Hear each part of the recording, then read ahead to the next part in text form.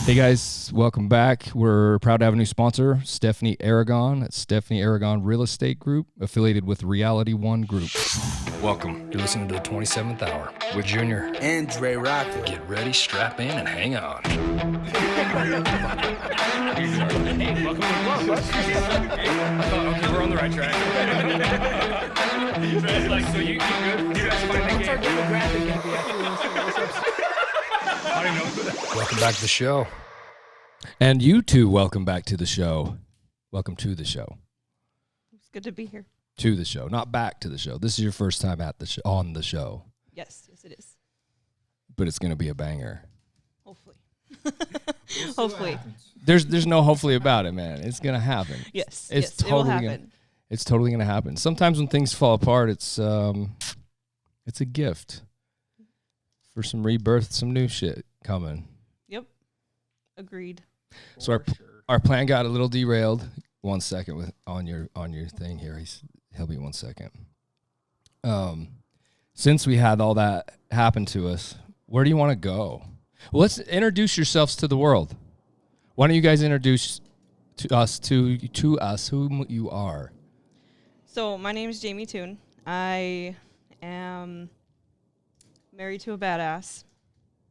Same point? No. Just saying. I work in law enforcement. We both work in law enforcement. I currently am living the grave life right now. I work 12-hour shifts from 6 p.m. to 6 a.m. And I see some crazy shit at work, deal with some crazy shit, and I don't know. Do you guys, you work as a corrections officer, correct? Yes. So you work in the jail. Yes. I guess that's okay to say that part. Yep. We both work You're in the jail as well? Yep. How long have you guys been there? I've been there, so it'll be my 12th year this year. Damn, you've seen a thing. Yeah, I've been around the block or two. How long have you been there? 7 years next week. 7 years next week. Yep. You guys are marching along. Yep. What's your status in there? Are you? I am a corporal. Corporal? So I'm a supervisor inside the jail, and I manage inmates and staff. I lead staff. I don't manage them. I lead them. You do lead them. Yes.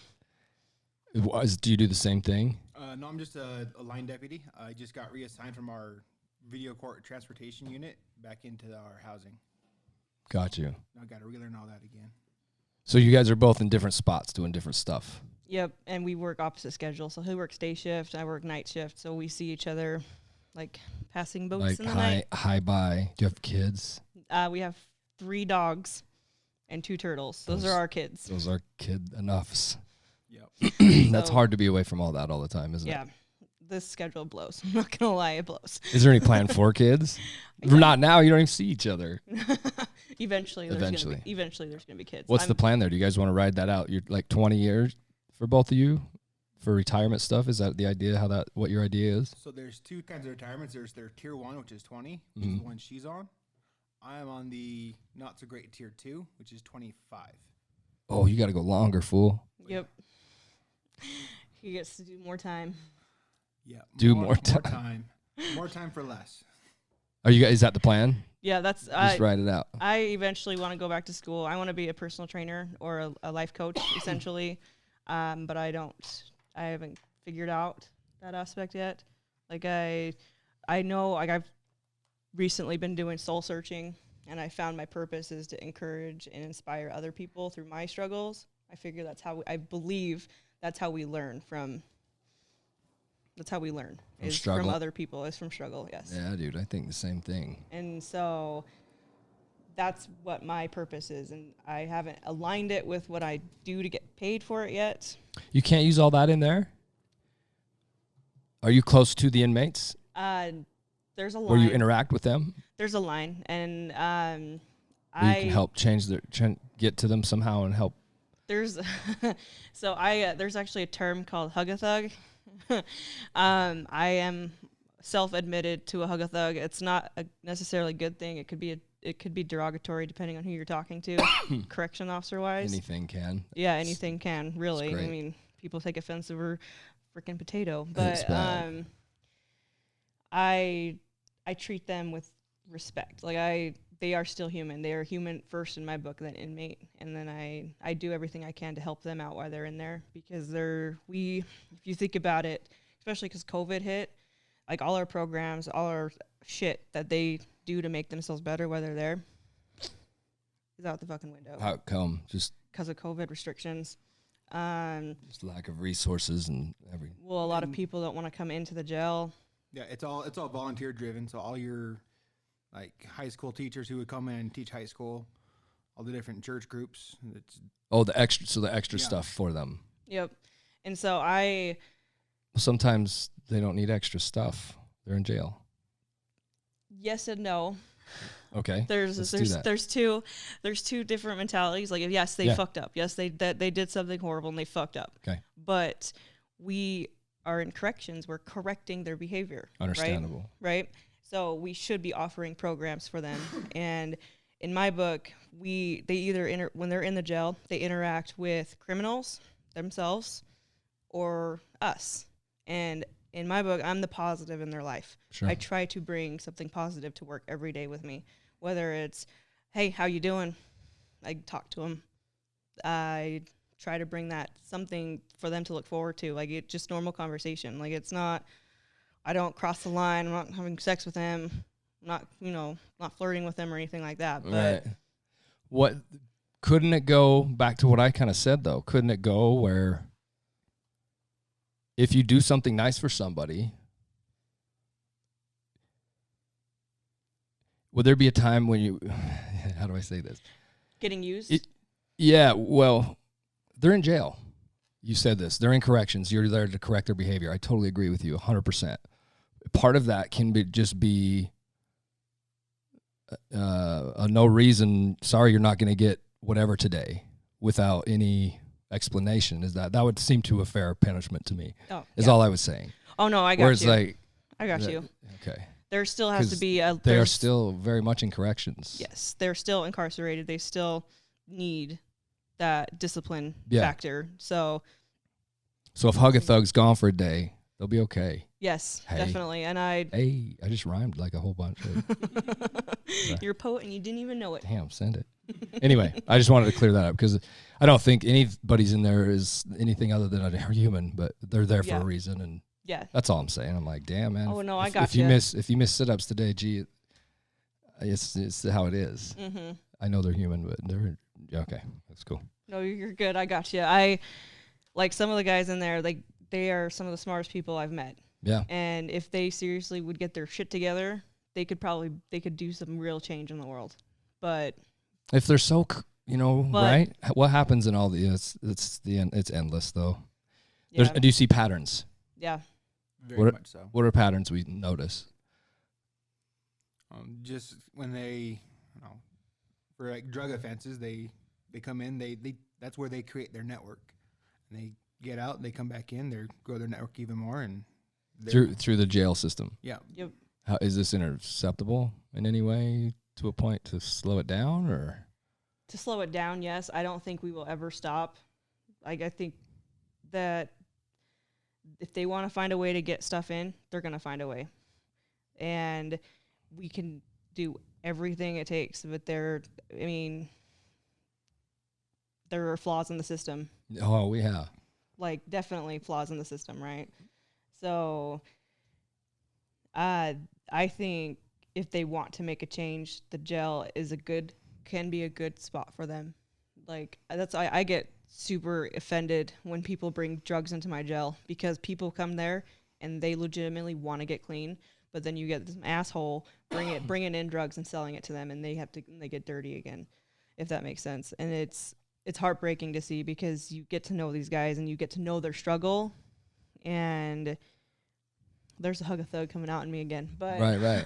That's cool, man. It's just, what do we do? Frustrating. What can we do to fix some of this stuff? Do you have any idea how to fix some of these broken things if you're on the inside?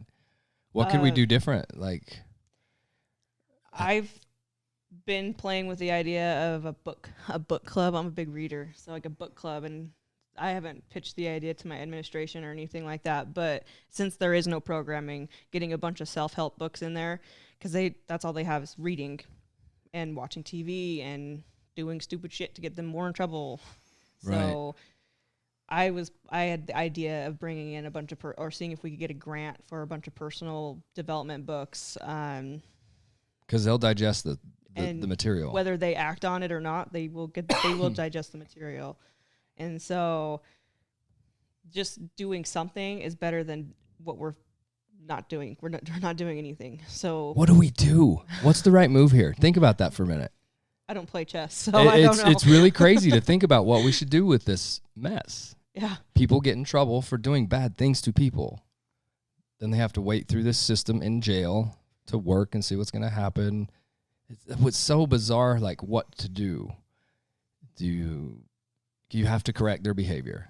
What does that mean? It's different for every one of them. And it's not so much. It changes on a secondly basis. It's and it's relative not so much to that we have to correct them. They have to come to a point in their life where they want to be corrected, and they make steps to be corrected. If that makes sense, like they on their own. Like you can't force a plant to grow. You can't put a seed in dirt and water it and be like, "Okay, grow, motherfucker, grow." So the fix would be better books to digest.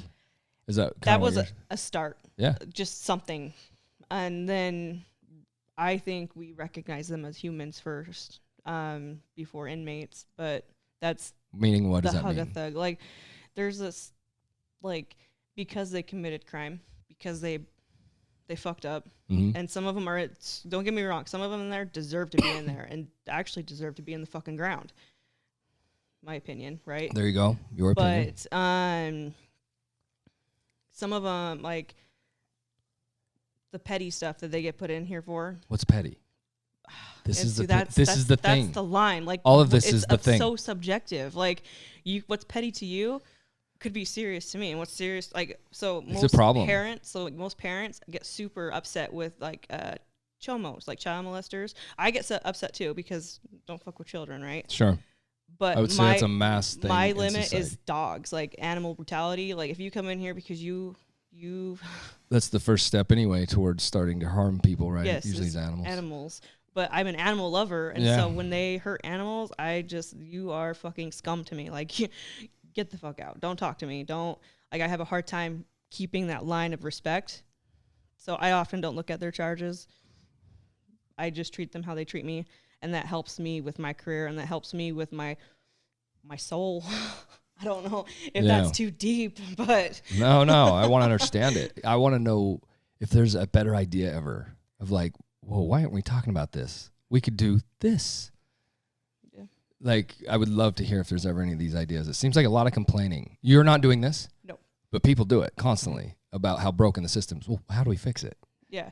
There's no answers for this. The first step is admitting that we have a problem, right? That there is a problem, that the system is broken. It'd be nice to hear from officers that work there mm-hmm. to stand up. We can scream all day. Nobody's hearing us.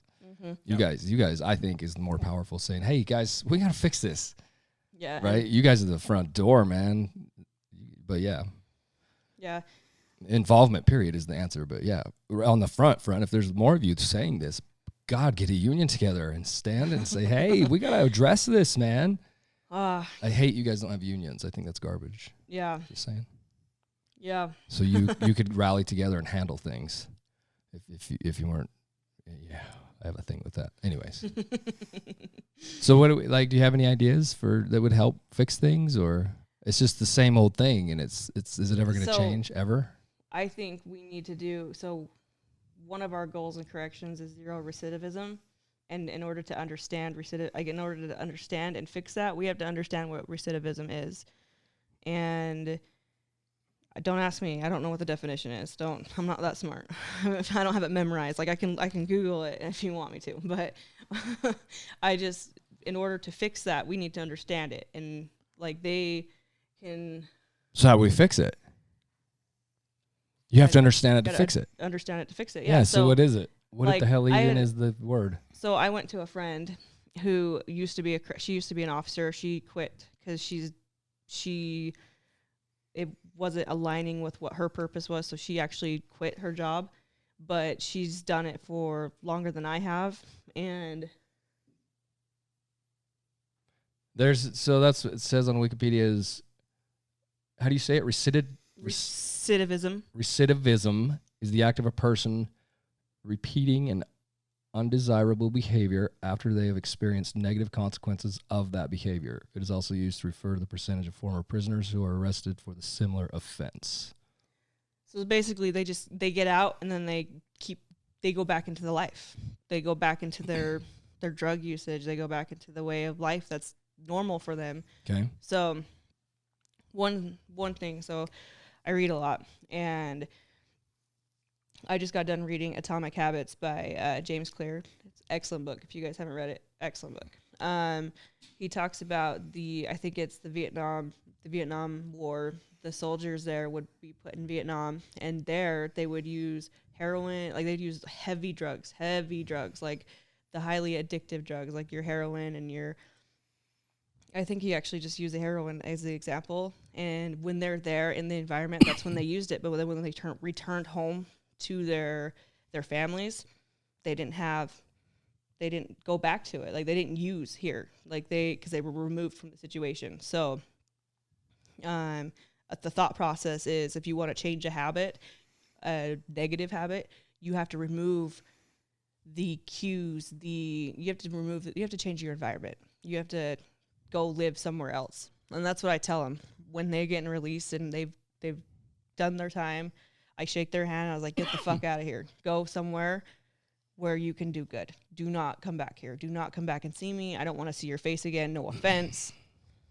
Like, not here. Like, if I see you on the outs, cool, and you're doing cool, I'll shake your hand. But go if you can. I mean, obviously, if they are on parole or whatever, they have to stay within their boundaries. But they pretty much get let right out of the front gate, and the gate closes and locks. No. Yeah. So kind of. So there we go. Like, there you go. Some of them. How do you see what I mean? There's no way to fix this. There's no way to fix this problem. How many repeat offenders? Is there a high percentage of that? You want to Google that and see? Because is it high? It's really high, and it's so sad. That's what we fix, right? Then, if we were to fix something, it would be repeat offenders. Yeah, just it would. I would say the drug users are our biggest repeat offenders, because that's their lifestyle. They have drug users. Yeah, drug users. Drug sellers typically don't use their drugs, because that's how they make their money. So they're not going to use their supply when they're getting paid for it. So a lot of your drug sellers will be clean. And I could be talking out of my asshole right now. I'm just but what you know in there. That's what you know in there. That's what I want to know, is what you know in there. And like what's real, what's happening. Yeah, and so typically your people who are running shit aren't going to be testing high. They're not going to be using the stuff unless they absolutely have to, unless they fucked up and they need a hit or whatever. But they're not going to be the addicted. Typically, they're not addicted to it. So drugs is the main problem. I would say that's a huge problem. Huge. People coming in for being on that, for selling that, for any interaction with it somehow. And they don't get arrested for being on it. It's for all the stupid things they do while they're on it. Gotcha. Mm-hmm. Like, being high isn't illegal, but stealing all the people's stuff so you can pay for your next hit, that's illegal. Yes. Yeah. And is that the biggest patterns? Is like robbery, theft? These are like pattern. This would be a pattern. Yeah. They kind of coming back and we're doing it for drug use. They'll tell you these things just to get their next thing. Everybody in the world's hiring right now. And I understand it's hard to, I would imagine, to get a job without being, maybe they don't have licenses. I don't know these things. But like, do they have driver's licenses, a lot of them, as they exit the door and can just run and go get a job quick? Or they have? So I had to help a guy. Like, so our IDs are just barely got approved to be government issued IDs, like the jail inmate IDs that we give them. They are recognized as, right? I don't know. Okay, well, I might be talking out of my ass here, but I know when we tell them, hey, you want your ID when we release you, and that you can use it as an ID, like an ID card. But if you take their driver's license, do you give it back to them when they leave? Yeah, if it's on them when they get arrested. Yeah, these are the things I'm asking. Like, off their property. Yeah, are we creating a huge problem here for people if we simply help them with here's some, go to get a job. Like, that's all I was wondering. And that's part of the recidivism. Like, we expect these guys to get within 30 days to have a job, to have housing, to have this, that, and whatever. And it takes a normal person like 6 months to obtain all that. And they're expected with a criminal record to get all of that within 30 days. So how do we fix that piece right there? Let's go with that one. Like upon release, there needs to be a softer release, like a more prepped school getting out of. I think the expectations kind of idea. need to change. I think the expectations need to change. Like,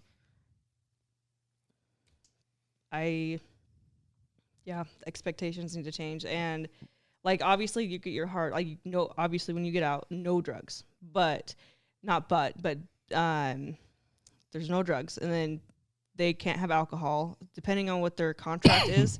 They can't have this, that, or the other. But they're repeating. And they're repeating because when they fail, what's your copingism? What do you go back to when you fail? So how do we fix that? That's what I'm saying. We're we right got back to build in the a positive same loop. Yep. And let's fix the problem instead of what can we do to fix that?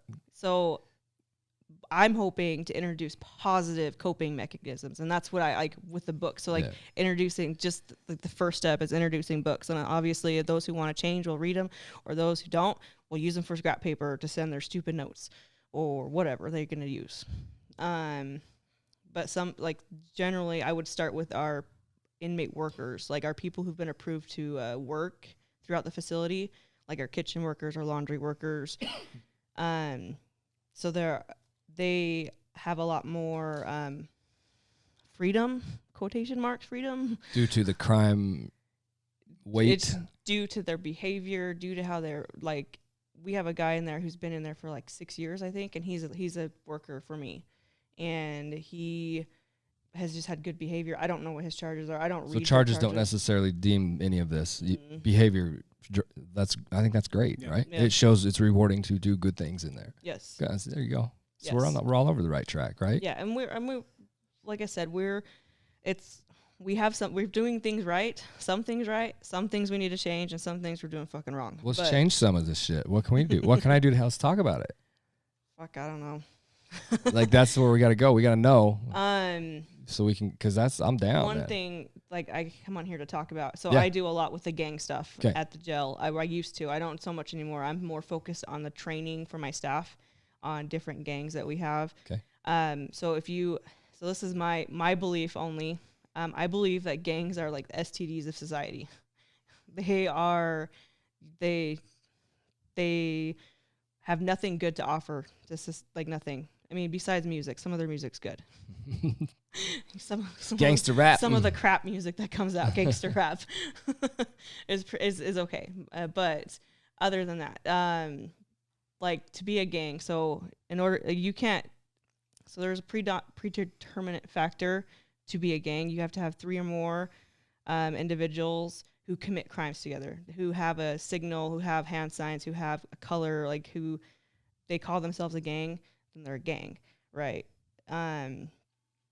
So they will commit crimes for the gang enterprise. So, like, you get a lot of people who, I'm trying to word this,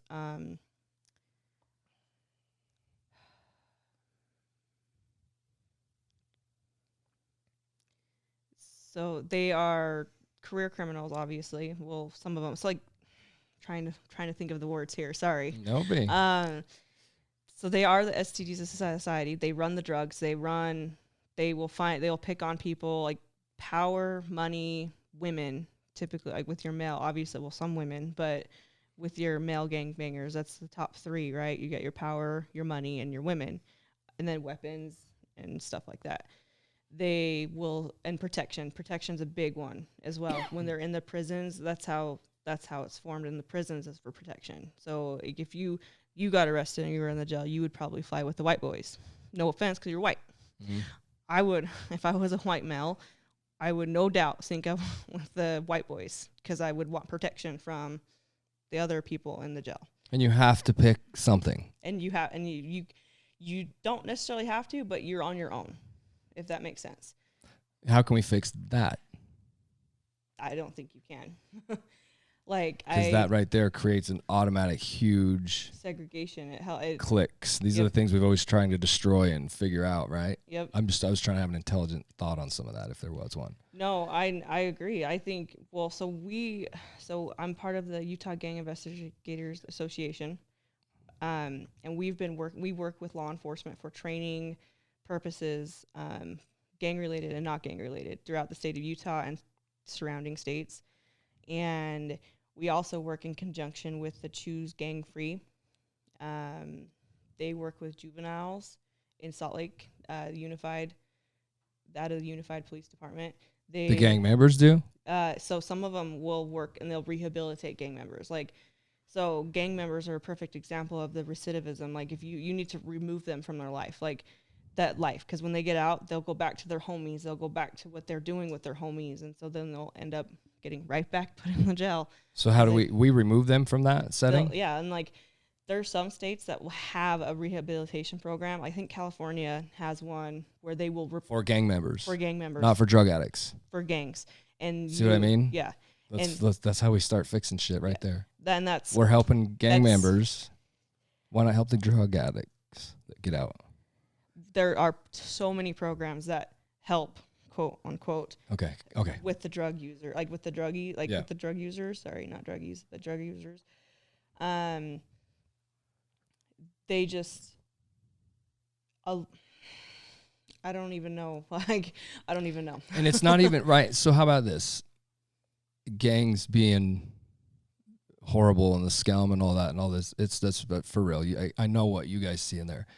I don't even know. It's people. It's just they're just people. Mm-hmm. It's what they do. It's right as a group of people together doing things, right? So gangs aren't. That's an interesting thing. Mm-hmm. I think it's deeper and more. I think there's a good talk right here at some point. If anybody would like to do it, it has nothing to do with gangs per se. It has to do with people joining gangs. Mm-hmm. The culture that is. There's a gun glorified. right here next to my left finger under this table. It's not going to hurt anybody. It's just sitting there. Just being around something at some point isn't just enough to make things happen often enough. It's funny to me how this works. It's silly. I just would love to understand how to intercept some of this stuff and help with what's happening. If it's repeat offending things and it's a circle of, that should be so easy to identify and work with.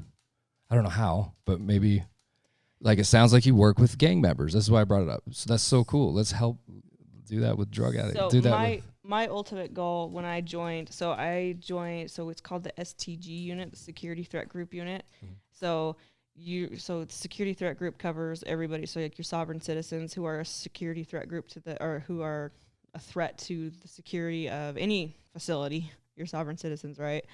And then your gangbangers, and then anybody who's just a organization who is a threat to the security of the prison or the jail, the establishment, essentially.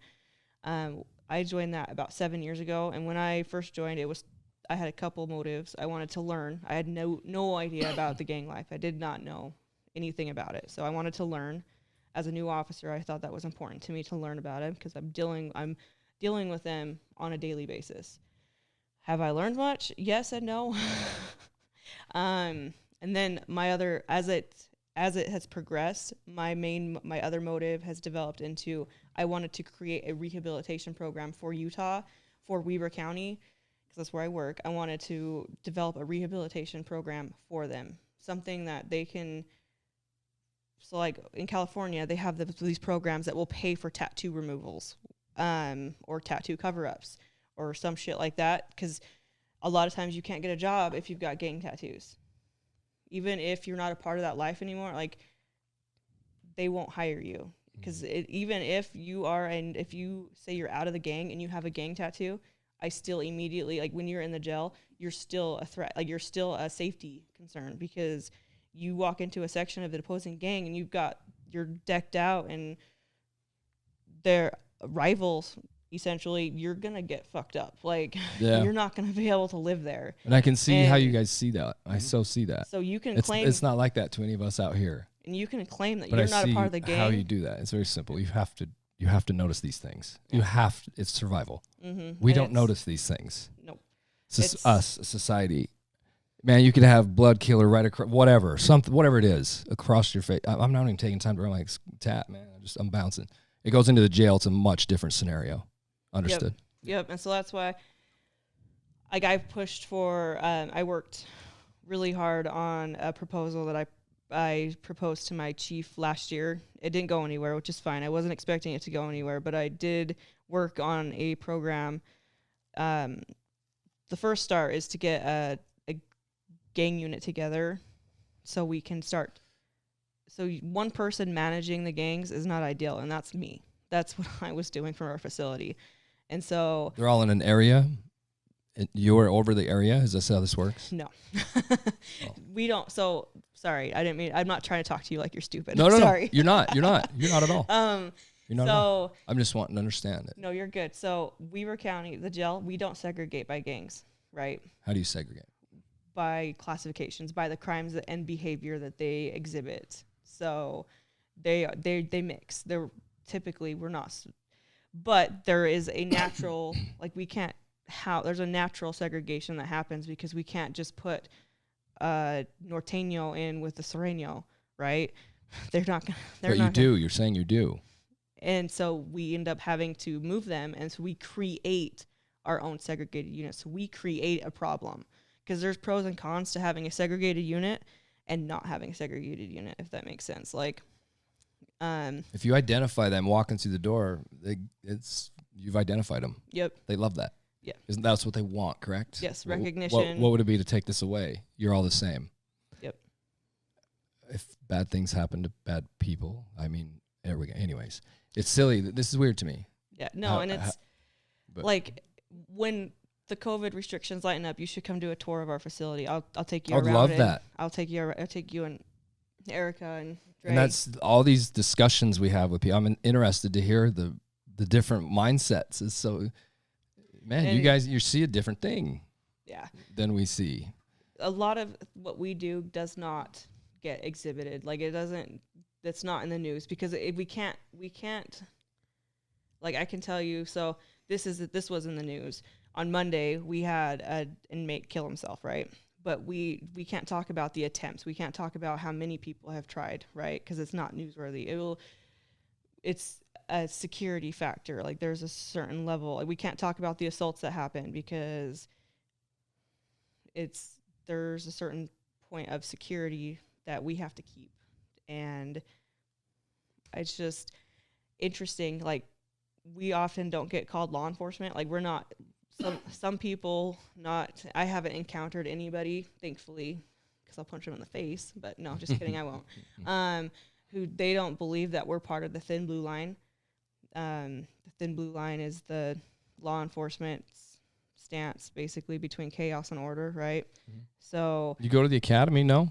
We do go through the police academy. We have, and the only thing is we serve the community in a different way. We keep your bad guys and monsters locked up, and we deal with them. Opposed to a patrolman who keeps them for 2 hours, we keep them for our shift, like 24 hours. They're both very necessary. And they're both, yes. And so what we do does not get noticed a lot in the media, which is fine, because if it got noticed, if it got the attention that it doesn't need. What attention does it need? I just think recognition. When we've started, so like there's some places like correction. So there's some places on social media that recognize that they'll send out, oh, we appreciate our correction officers and stuff like that. And our facility does a fairly decent job. I think there's room for improvement. Always. There's always room for improvement, though. So, but we can't like post a picture about how our day's going. Like with patrol, they can take a picture and be like, "Oh, running traffic code or whatever, Yeah. sitting at the circle, or where am I at? Like, find the popo. Like, Mm-hmm. we can't do that, because if we post pictures of it inside our jail, it's a security issue. Oh, like, I can see that. Does that make sense? Oh yeah, for sure. So there's a privacy. Like, we have to keep our private. We can't disclose. And you guys know that, though. Does that Mm-hmm. drives you crazy? I'm sure. But you know that going into it, Mm-hmm. you knew this was a thing. Yep. And it takes a different. Just sad that's part of it, but yeah. Yeah, and it takes a different that. person to, like, it takes a certain person. Like, some people, like, I encourage everybody starting out to start in corrections, because you meet the same people in the jail and in the prisons that you do on the street. You just learn how to talk to them, and you get to learn, like, you learn how to. So you guys should be masters at dealing with ordeals then. You could deal with it all day, right? You should be, I would assume, anyway, being around, if we're going back on what we said, where everything just becomes what it's around, right? This is the theory. Why people keep reoffending, and because they go out and they're still in the same spot. If you're around the same things, working with these people, like, we should see improvement. You guys should be so good at this. Yeah. And helping, like, I would think. I don't know. Well, so that's where it comes down to, like, there's a couple different beliefs about these guys. Like, one, I'm here, so you could show up, you're just the officer that does their job for 12 hours, goes home, does the bare minimum, right? And then you got your middle officer who goes in, does some work, and whatever. They will treat them like, I'm not classifying anybody as being one or the other, but they don't treat them, they treat them like shit. Like, they'll come in and, like, you're an inmate, I'm better than you because I've got a badge, and I could, like, I'm so much better than you. Like, they'll come in and it really irritates me that belief is out there, because nobody is better than anybody. You've made shitty decisions. You alone are responsible for your decisions, and you made those decisions, and you live with the consequences. I made the decision to go through the police academy. I made the decision to wear this badge, or I made the decision to apply and get the badge. Like, how intelligent are some of these people coming in here, though? Can you have this talk with them, or is it good old-fashioned fear steers these people in the direction of, I need to be good because this cop is not going to have an articulate conversation with me. And this is Paul, whatever it is, Joe times whatever, 10,000 things, right? So they're both needed, right? The guy, just sit down. I don't want to hear your voice again. It's a balance This system. needs to happen, right? You still need to have law. You have to do what it takes. Oh, yeah. There's still a balance. Like, okay. So, like, they talk about, so with the leadership, they talk about having leaders and managers. You still have to have, like, essentially they're the same, but they're not. Managers manage people, leaders lead people, right? That's the biggest difference. But you have to have a mix of both to get the job done. So you have to have a mix of the officers who are hard asses on them, and you have to have a mix of, I think, hug-a-thugs. I think, but they shouldn't be immediately talked down upon. Like, does that make sense? Anything I don't know because I've never been in there. Well, right? Okay. No, you're good. So what you say is what I know. No, you're good. It does make sense. I think if they come in and but at some point there's some part of me that I'm okay with sternness too. I am. I think it's at some level it's almost necessary to a point, I would imagine. I don't know. I guess when you get in trouble at home, I don't know if you ever been not in trouble to be in trouble. Thanks for wrecking the car. Here's $400 and have a nice night, son. At some point, we got to have something in here of, right? How do we do it? I'm asking. But you don't have to be a dick about it. You don't have to be What is the line of being a dick, though? This is it. This is just people. There's never a thing here. That's why I love to focus on something we can attack and I'd really help with, because I really think it's interesting to talk about this shit and go at something that needs some repair and see what we can do to help it and plunge it into that. What about you, badass? You got anything to say? Just kind of one of the approaches like I use. Like, so right now I work in our minimum security mostly. So when you walk into a section, there could be up to max of like 48 different people in there. So one, there's all sorts of different personalities when you walk into that room. So if you want to be I'm the big bad cop and you're going to listen to everything I say, one, you're instantly outnumbered. So if they all want to join forces and you're the bad guy who's making their life harder, that's a big target on you. But you kind of walk in and treat them with respect, and at the same time, you have to be firm. So if they screw up, you have to let them know that, hey, what you did is wrong. Here's what the consequence is. You get a write-up. You get your TV time. You get whatever taken away. But, I mean, the punishment has to fit the crime. It's like if they're making hooch, one, that can affect their health, affect everyone else's health. Is that happening still? This is alive and well. Yeah. Oh yeah. All the old things, the tattooing, and all of this stuff. All your different tattoos. You should see some of the tattoos they do. You would. I do. I mean, Daily. I fix them. some are decent. Some are pretty majority are decent. not. Some Yeah. are pretty decent, but the others, yeah. What's the offense for getting fined? Would that be the same for everybody? If tattooing offense is an offense, or is it different with A, B, and C guy as we go down the line? Right? Does that make sense? Does that question make any sense? Is that offense always the same?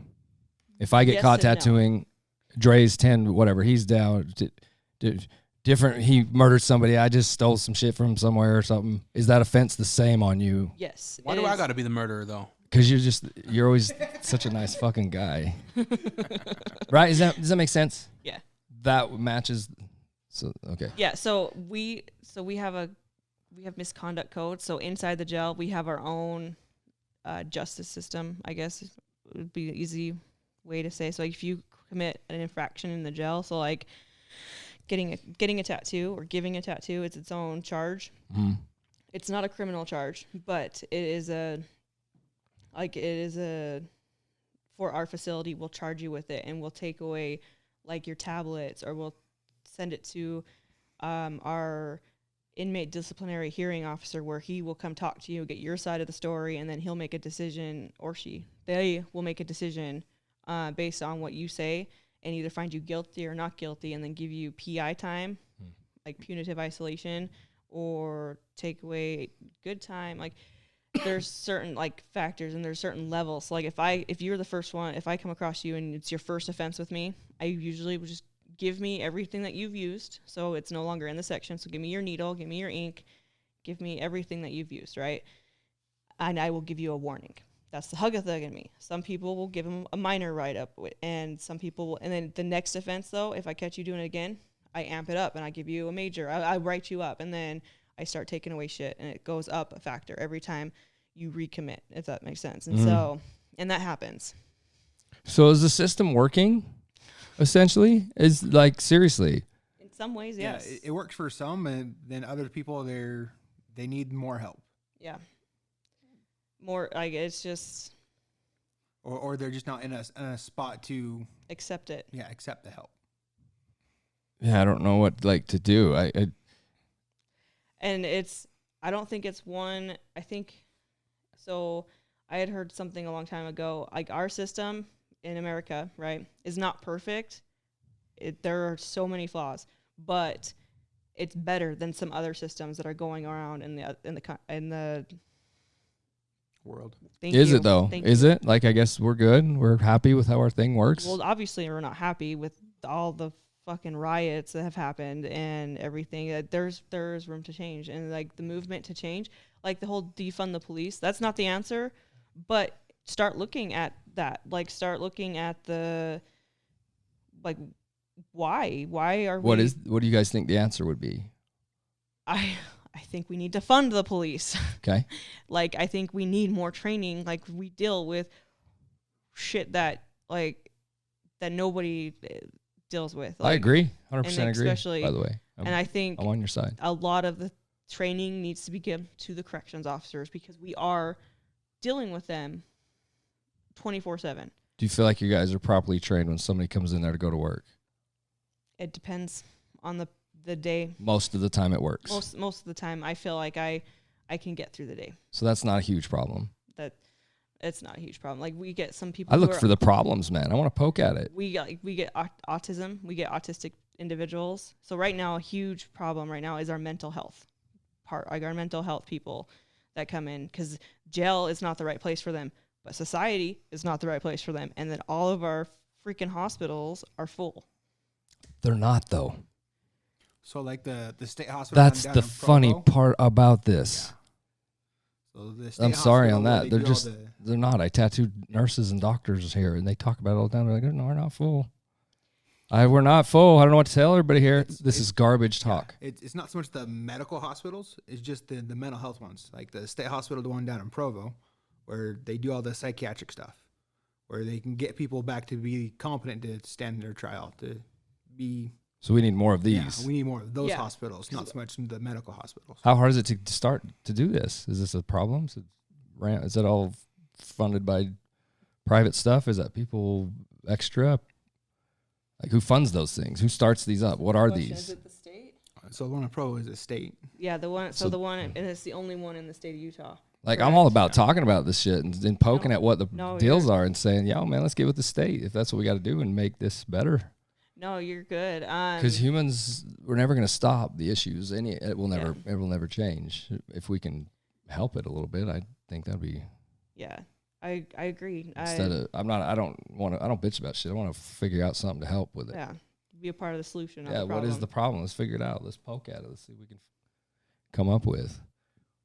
You know, who pays for that, though? Then you want to raise taxes on the that's- people, and then people get pissed when you raise taxes on them. And it just comes So down to, if you want to complain, understand what you're complaining about, right? Isn't that Yep. silly? mm-hmm. The more we pay in taxes, the more our police have. That's funding for the police. They have money for training. They have more, right? Our taxes pay for this in Davis And County. then it's up to the different legislatures of how that money is spent and where Yes. it goes. So And here it's that.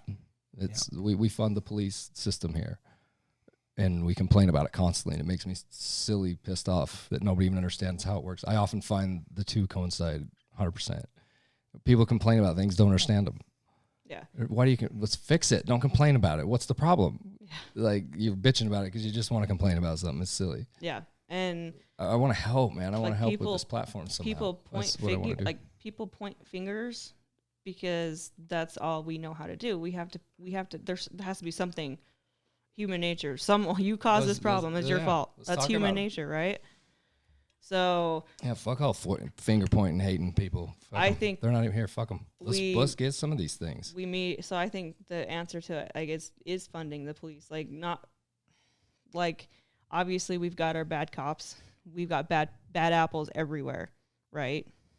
People who are corrupt everywhere because it's just out there. It's people. We're just people. We're just people, and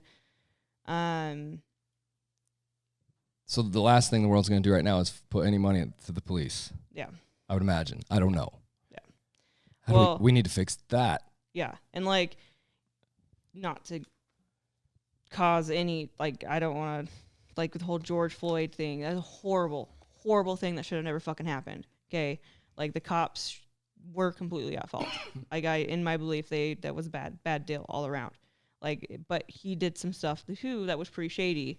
So it's not just the cops' fault, but their reaction is what dictated the solution, and it was a shitty solution. Yeah. And And I understand all sides of that Yeah. too, right? From my standpoint, it's not even add more flavor to this. Being there and watching it on TV are totally different things. You can watch a movie of somebody getting murdered all day long. Go watch somebody get murdered. It'll change your life, right? Oh, yeah. So this is the thing here. It's all garbage too, 100%. None of it should have. It doesn't matter. It's not. That's not the debate. The debate is yes. It's 100%. I can see both sides of all of that. It was horrible how it was handled. I wasn't there. And All I know is what I nobody see on the was. TV shit, and I don't watch the TV shit. Yep, I don't watch TV shit either because you get But let's lies. fix the problem and not complain about the fucking problem. Yep. Let's fix some shit. Like, that's fine. What do you request we do? That's all I want to hear. I don't give a fuck about your screaming and hollering. Nobody. Bring something. What do you got to fix this? Hey, look, this is what I got to fix this. It's a lot better than burning down shit and breaking fucking things and throwing rocks at people and shit. What the fuck's going? Especially in your community. Let's fix like, something. Let's just do it here tonight. Let's see what we can do. Let's fix stuff. I'm that guy. I don't think it's a one night thing though. It's not a one night stand. It's a start though. I think is that everybody's attitude though? That could be the hugest problem of it all. It could be. It'll take work. So let's take a step. Any kind of change is gonna take work. Right? And that's a step, right? Yep. We'll set a step in motion, man. That's what I think it's all about. Yep. A lot of complaining, a lot of things. A lot of people bitching about everything that's broken. Well, what do we want to fix it? Give me something to fix it. Give me 5 things to fix it and nothing to break it. Like we talk about breaking shit all the time. It's silly to me. Well, It's funny to hear the attitude coming out of there. Yeah. I know I've tattooed a lot of corrections officers, probably, double digits, 20, 30 couples, probably a lot of them. I know the people well, and it's all the same attitude. It's very negative, very, very broken system, very hate. Well, let's do something. What can we do? So there are some steps. So I think we need to fix the officers' mentality in dealing with the inmates, right? That's the hug a thug in me. Like you treat them with respect, but you still have to have that same line, like respect and fair, like be respectful and be fair and consistent, right? But don't be a dick. Like the line, I don't know where that line is, right? But you have to enforce the rules. You have to do A, B, C, but then you don't want to get caught up in D. Like you don't want to get caught up with having like sexual relationships with them, which unfortunately happens. I can only imagine. Yeah. And so I can only imagine. Like I'm going to get a lot of shit for this opinion, but we talk about not having relationships with inmates, right? What kind of relationships? Because we as humans, we as people, that's all we are is relationships, right? Hopefully I'm not smoking something. Like that's my belief is we are our relationships. Like we professional relationship, married, intimate relationship, right? Mm. So it's really hard when that whole, like we have a class and it's like staff inmate relations. And it's basically what comes down to don't have sex with the inmates. I think that's a good one to have. And it is a good class, but I think it needs to be don't have sex with the inmates class, because when you're taught not to have a relationship with them, you're going to have a negative relationship. Like you're going to have that negative interaction with them, and it's going to be negative on everybody. Does that make sense? Any kind of sense at all? Like, yeah, that's just my belief. Like, and I have a lot of I have a lot of officers who work with me that a lot of my coworkers have expressed like, well, what can I do to help these guys? Like, what can we do? And right now, COVID has our hands tied with a lot of things we can do because of the programming. We can't bring in volunteers. We can't bring in people, right? And so that, like, I will go to bat for an inmate. Like, if it's a legit fight that I want to fight, keyword I want to, I will fight for them. Like, I will, like, if it's like, so to give an example, do you remember that crash that was I got a lot of shit for this, but a crash, I don't remember, it was in southern Utah? I don't know.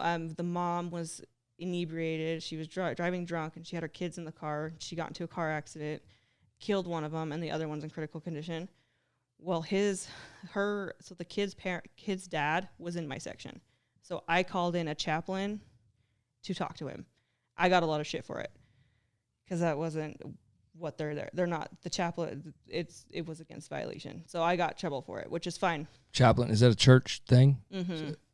So a clerk, like they'll come in. And is it an option for them?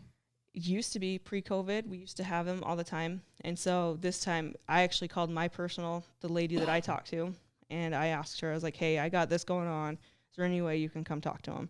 And she was a chaplain with the county, so it wasn't like I was calling in my people. I wasn't calling in somebody outside the norm, right? So she was certified to come in. She has the blessing and stuff like that. And so she came in, and they had like a 2-hour conversation, and he thanked me for pulling the strings, which whatever, I would have done that for anybody. I would have tried to do it for anybody, right? Like, I'm not gonna to get the chaplain in there. Yeah, just because that's just my humanity. That's the human in me. But you got in trouble for it. Yes and no. I didn't formally get in trouble for it. I got told that the chaplains weren't there for the inmates, that they're for us as officers, but I didn't know that. And so, and it was my bad. And I owned up to it. I was like, I fucked up. My bad. It won't happen again. Maybe. Just kidding. So when COVID does lift, though, it's right around the corner. Is some of Hopefully. Yeah, it's going to. Like, this was, I think we need to talk this way. I really do. No, you're good. When COVID lifts, hopefully we can get the programs implemented back in. Hopefully we can get high school. Hopefully we can get church going back again. Hopefully we can get clergy visits going again, because I think they really do help. It wouldn't just go back into natural flow. It's going to take some work. It would probably take some work. It would probably take some work. Those people have left and positions are gone, or? Yeah, essentially, yeah. That sucks. Yeah, and then our staffing issue, we're super understaffed right now. Well, we're not so much understaffed, but we are not fully staffed either. So, and we're working our asses off. Like, we just barely got approved to hire 19-year-olds, which is going to be interesting. That's a whole other topic in itself. What it used to be, 21? 21. Yeah, 19-year-olds is a whole nother can of worms that they're working on. What do you think makes people want to go to work somewhere? This is a very simple problem to me. Go to work somewhere? Yeah, what's desirable? Management. What do people initially, if they were to pick somewhere to go, what are they looking at? How much they can change the world? How much you getting paid? Thank you. Yeah, that too. Thank you. This is very simple. Mm-hmm. This is so stupid to me. You don't have to make it younger to get more people. Make it a desirable job and pay people more to want to come do the job. A lot of, I think, also you have to put a certain amount into retention of keeping your officers that you already have. And I think a happy employee is your best recruitment tool, right? Because then they're gonna vouch for you. Like, hey, come work with me. But that's not working right now? Really? Yeah. There is a lot of disgruntled people that we work with. I try to make it what I can. As a supervisor, my role, I try to make it what I can, and I try really hard. But it's hard because we have to have those positions filled, but where's the line? Where's the balance, of keeping the positions filled? You got to fill them, but you got to keep them full. What makes them want to come there, though, to get a job there? What makes that job desirable? That was my point. 100% is it's a desirable amount of money. Mm-hmm. Will automatically will attract people. Simply, it's so simple. I understand. I don't know. We have to raise taxes. We have to why can't we have these talks? I don't get it. I don't get it either. Saturate. Let's try something different, right? Yeah. It's the same. Everybody's complaining about everything. Do the same thing. You'll do get something the same different. Outcome. Yep. Put more cops out there then. Quit bitching about it. Take them out of there then. Defund them. Do something. Everybody just talking. All this is going on, man. What's happening? Mm-hmm. Let's do something, man. I'm all about it. Yeah. Move about it. It's silly to just sit and complain about shit. It's stupid. It doesn't go anywhere. So what? Circles. What do you guys? So you guys got gang problems up in there? That's a thing up here. Depends who you ask, but yeah. I'm asking you. We have a huge gang problem. Depends on who you ask. That's very interesting. Somebody would argue this with you. Yeah. So explain that. Very interesting. Well, what the some fuck people. am I So, apples and oranges, and it's like there's a lot of apples and there's a lot of oranges. They're right there. Like, that's arguable? So one of my colleagues with the UGIA, he actually I was trying to get him on here with me. He describes it as the ostrich syndrome. They want to. So a lot of society wants to put their head in the ground. Like, we don't have a gang problem. They don't want to talk about it. They don't want to recognize that there's a problem, right? Because then you have to fix it, right? Okay. Or you're obligated to fix it. So a lot of our administration doesn't see it. They're starting to see it now that there is a problem, but it's already developed to a huge fucking problem that we should have gotten involved with from the beginning, and it wouldn't have been so bad. Just the amount of gang members coming in there? Is that what the problem is? Well, so we contract with the feds, so we get federal inmates from all over the U.S., right?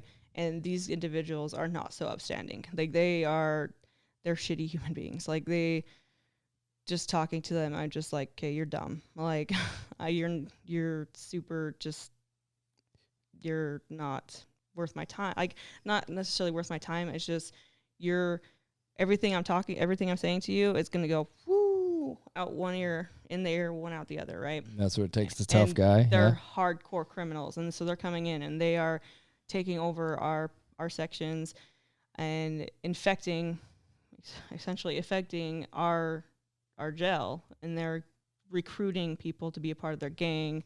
So it's becoming dangerous to work. It's becoming dangerous there, and it's not like. I don't know. I'm not trying to upplay it. I'm not trying to downplay it. I'm not trying to, just trying to be honest with what it is, right? It is what it is. And it's shitty. And so the problem is allowing inmates to come from here that are not from here. That's part of the problem. The awareness of that. Well, that or not getting the right, what would you say? Like we don't have a gang unit in the jail. Salt Lake County does. Davis County now has one. Box Elder does not have one. Cache County had one. Like I thought you guys had that. I thought that's what you were doing. That was me. One person, me. There was 5 of us, and then they all went to different positions. They all went to different positions, or they went to different agencies, and it became just me. And so me managing 900 plus inmates, it's unreasonable. So they won't allow you people to help you. At the same time, it was a collateral position, so she still had to do her normal job, and then do it the same whenever she had time, deal with all the gang stuff. So it's not just, hey, this is my job. So it's a full-time. It needs to be a full-time job, a full-time position. Whether it's one person doing it full-time, and that's what I fought for. That's what I proposed. Well, apparently the people you work for don't see it this way. Any reason why? Like, what's going on? What's this debate all about here? That sounds funny. I don't know. If it's a problem, why are we not? Let's work at it. Like, I love my administration. We've come so far. Like, they've come so far, and we're still growing. And I don't know. Like, they've put in a committee for a gang unit. They put in a committee to get one, but they didn't. Like, I'm obviously salty about the decision because I'm not on it. I didn't get chosen for it, which is fine. I decided I wanted to work on the mental health aspect for police officers, and I stepped away from the gang life a little bit, but I still do the trainings for my staff because it's an officer safety thing, right? So I don't manage the gang members like I used to. I don't track, I don't investigate them. I don't keep files on them like I used to. Now I just put together training bulletins and send them out to my staff, or I train my staff on them just to keep them safe so they know what they're walking into and keep them safe for their daily life. So do they have a thing there then? They have a gang system there working? You're just not working with it.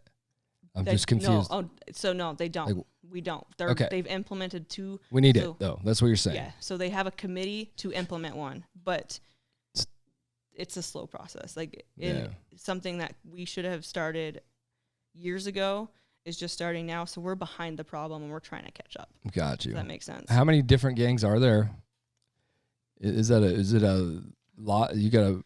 So our main players right now, so we've got Ogden Tracy, so 013, and then we got your Sereños and your Norteños and your Bloods and Crips, right? And then we have one MS-13 member, Mara Sabachucha. I think we have one that might be different, but so we've got the anomalies, and then we've got Sac and Saw, and then your Pecker Woods, like your white supremacist gangs.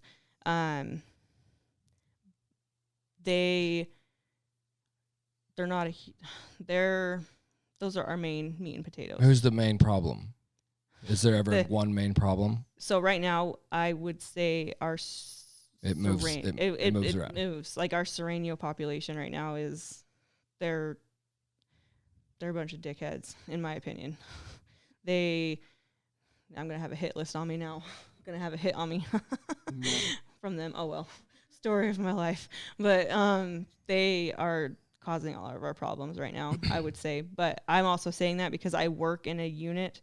So in this unit that I work in, we have both a section that is Sereño and Ogden Tracy dominated, and then right next door we have a Norteño section dominated. And so they're opposing gangs. So Sereño and Norteño are opposing gangs.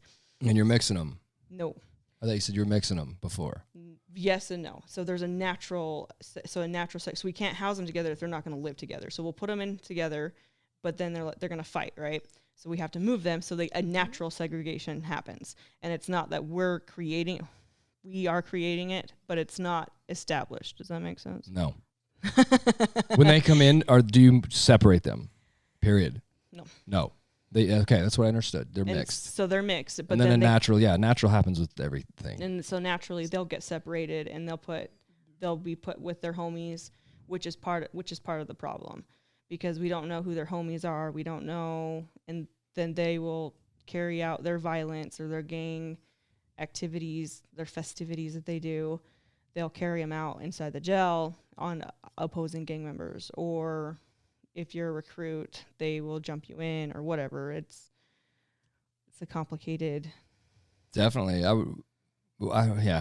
don't even want to even begin to understand is there anything we can do to like help, right? What's happening? I don't even know what to do with anything. How can we help? How can we start moving something to help you guys, to help this process work a little better? Awareness. Which is this. All we're doing is talking then. Yes. That's awareness is probably a good one. Like, there's no gang problem. There is a fucking gang problem. Admitting that there's a fucking gang problem. Yes, there is a gang problem. Like, that's the first step. And we already established that. The first step is acknowledging that there's a problem, right? Second step, I think, is to spread awareness about it and education. The more you know, the more you know. Like, well, there's nothing we can do out here, right? As just people, can we help with this thing?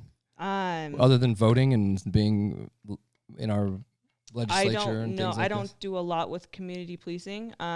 Maybe one of some of your listeners who are law enforcement are listening and they're more community based, they can have a better solution to what they're doing, because I know prevention is a big thing because they're recruiting younger children in the schools. So gang prevention and detection, obviously, if you notice, it starts with... Is this just like the drug problem, though? DARE? Look how good that worked. Yeah. Raise enough awareness about something. They're already aware of it. DARE, I don't know what you think about DARE. We can not touch that if you want, but no, it's they've done away with DARE. Garbage. So they've done away with DARE. Now it's NOVA. It's so raising awareness. What does it do, right? Mm-hmm. All that did to me as a kid, it didn't do anything. It probably introduced you to them, right? I just know everything about drugs. So what do we do with this? Do you give gangs notoriety? Do you start a force? How do we fix this problem? Like, what is the scenario here? You know what I mean? This is why I think it's broken, because nobody actually knows. Nobody can say anything how to work it.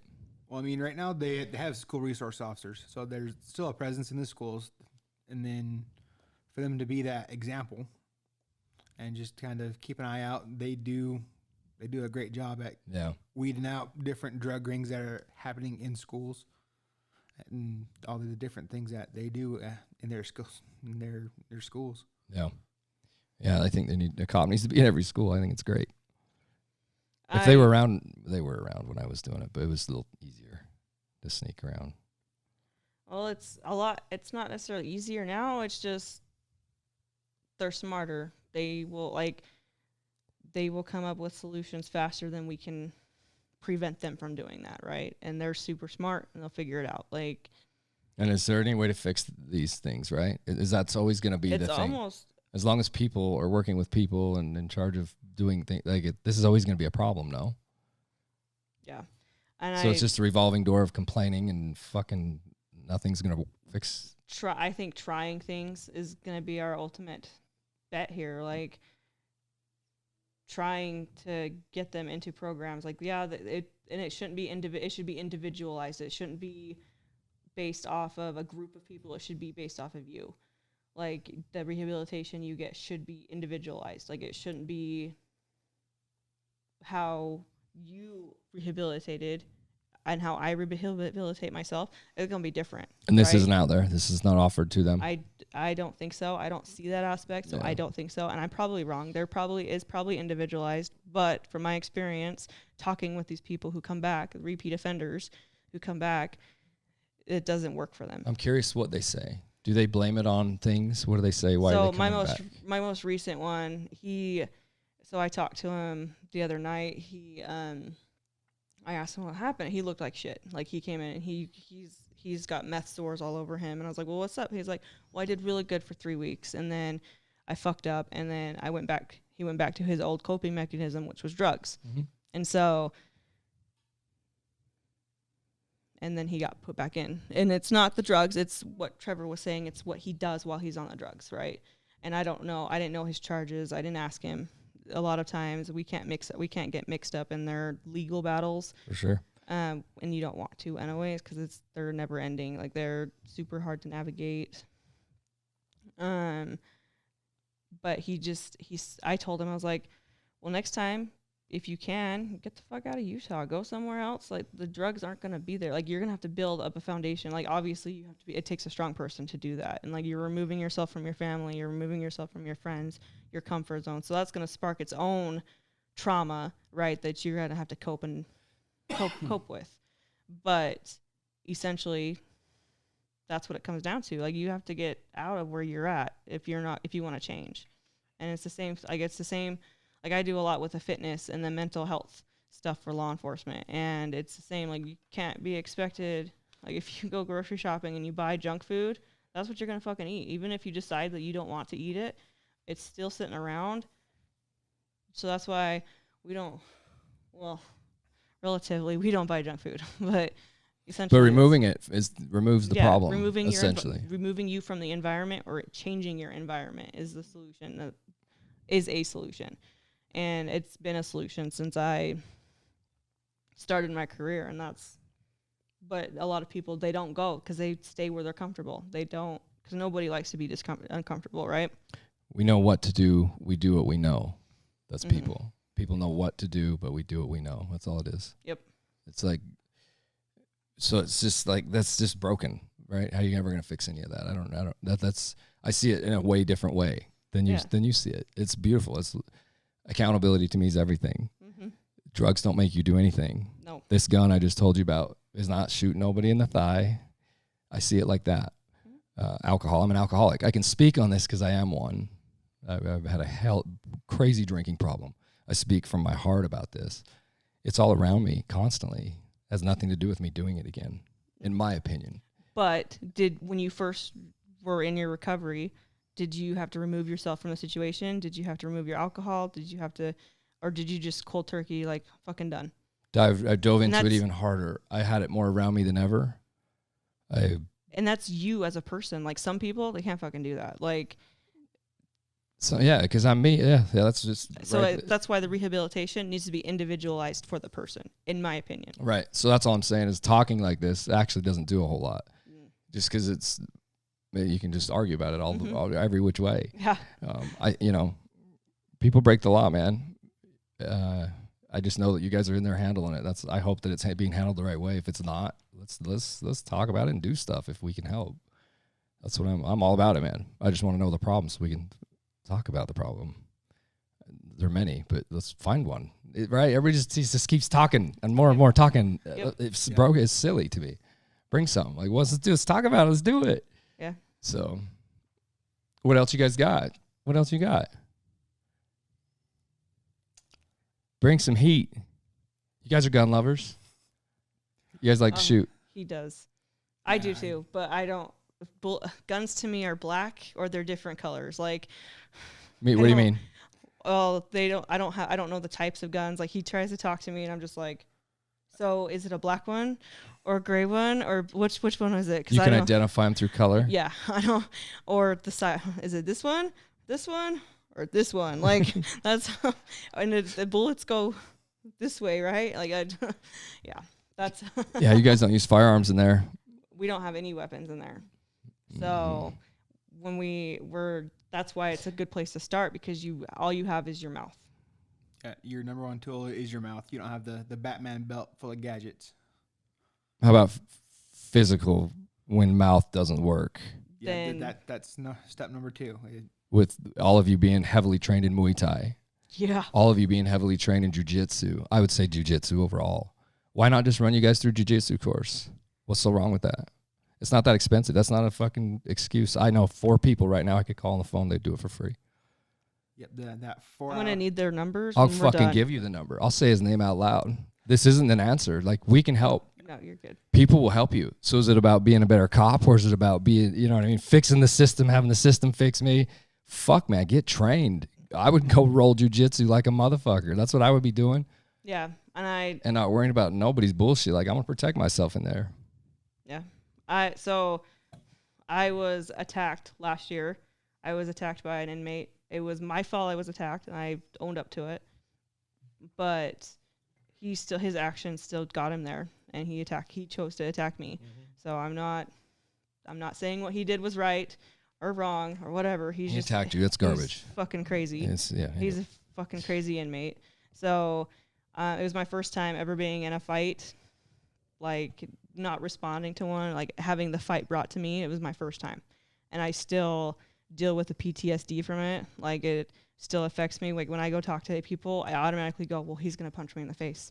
It's even if it's a pleasant conversation, I immediately go, he's gonna punch me in the face. Jiu-jitsu training would fix that. Yes, and I 100%. Totally agree, and I have all the excuses in the world.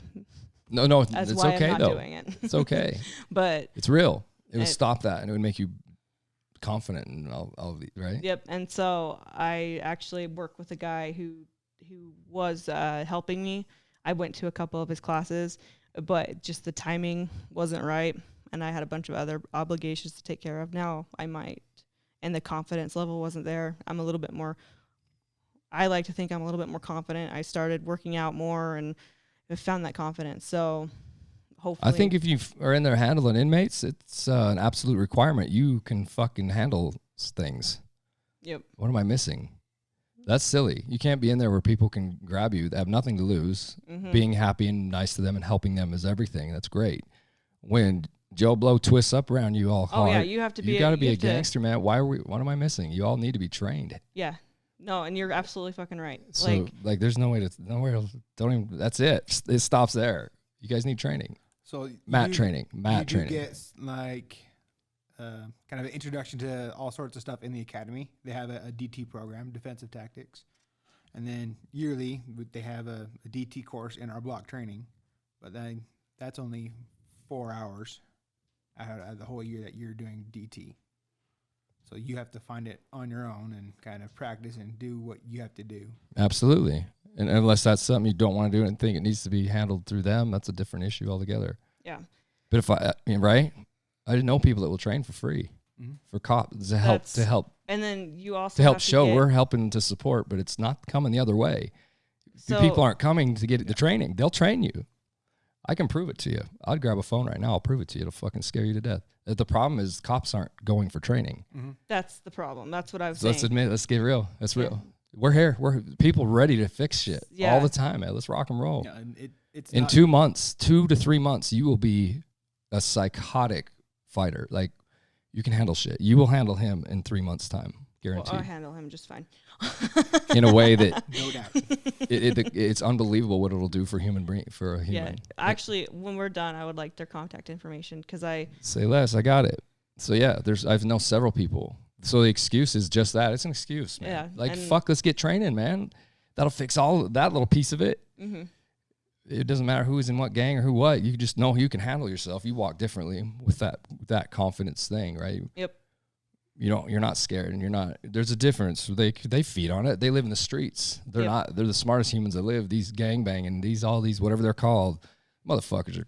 They're smart. They're not dumb. They're people, man, and they're the streets. They're the streets, mind you. That's the fuck where things are crafted. That's where the things happen. That's where they know shit that nobody knows. I see them as masters of mind. They're just masters. They get caught up in shit. It happens. We all get caught up in a lot of shit.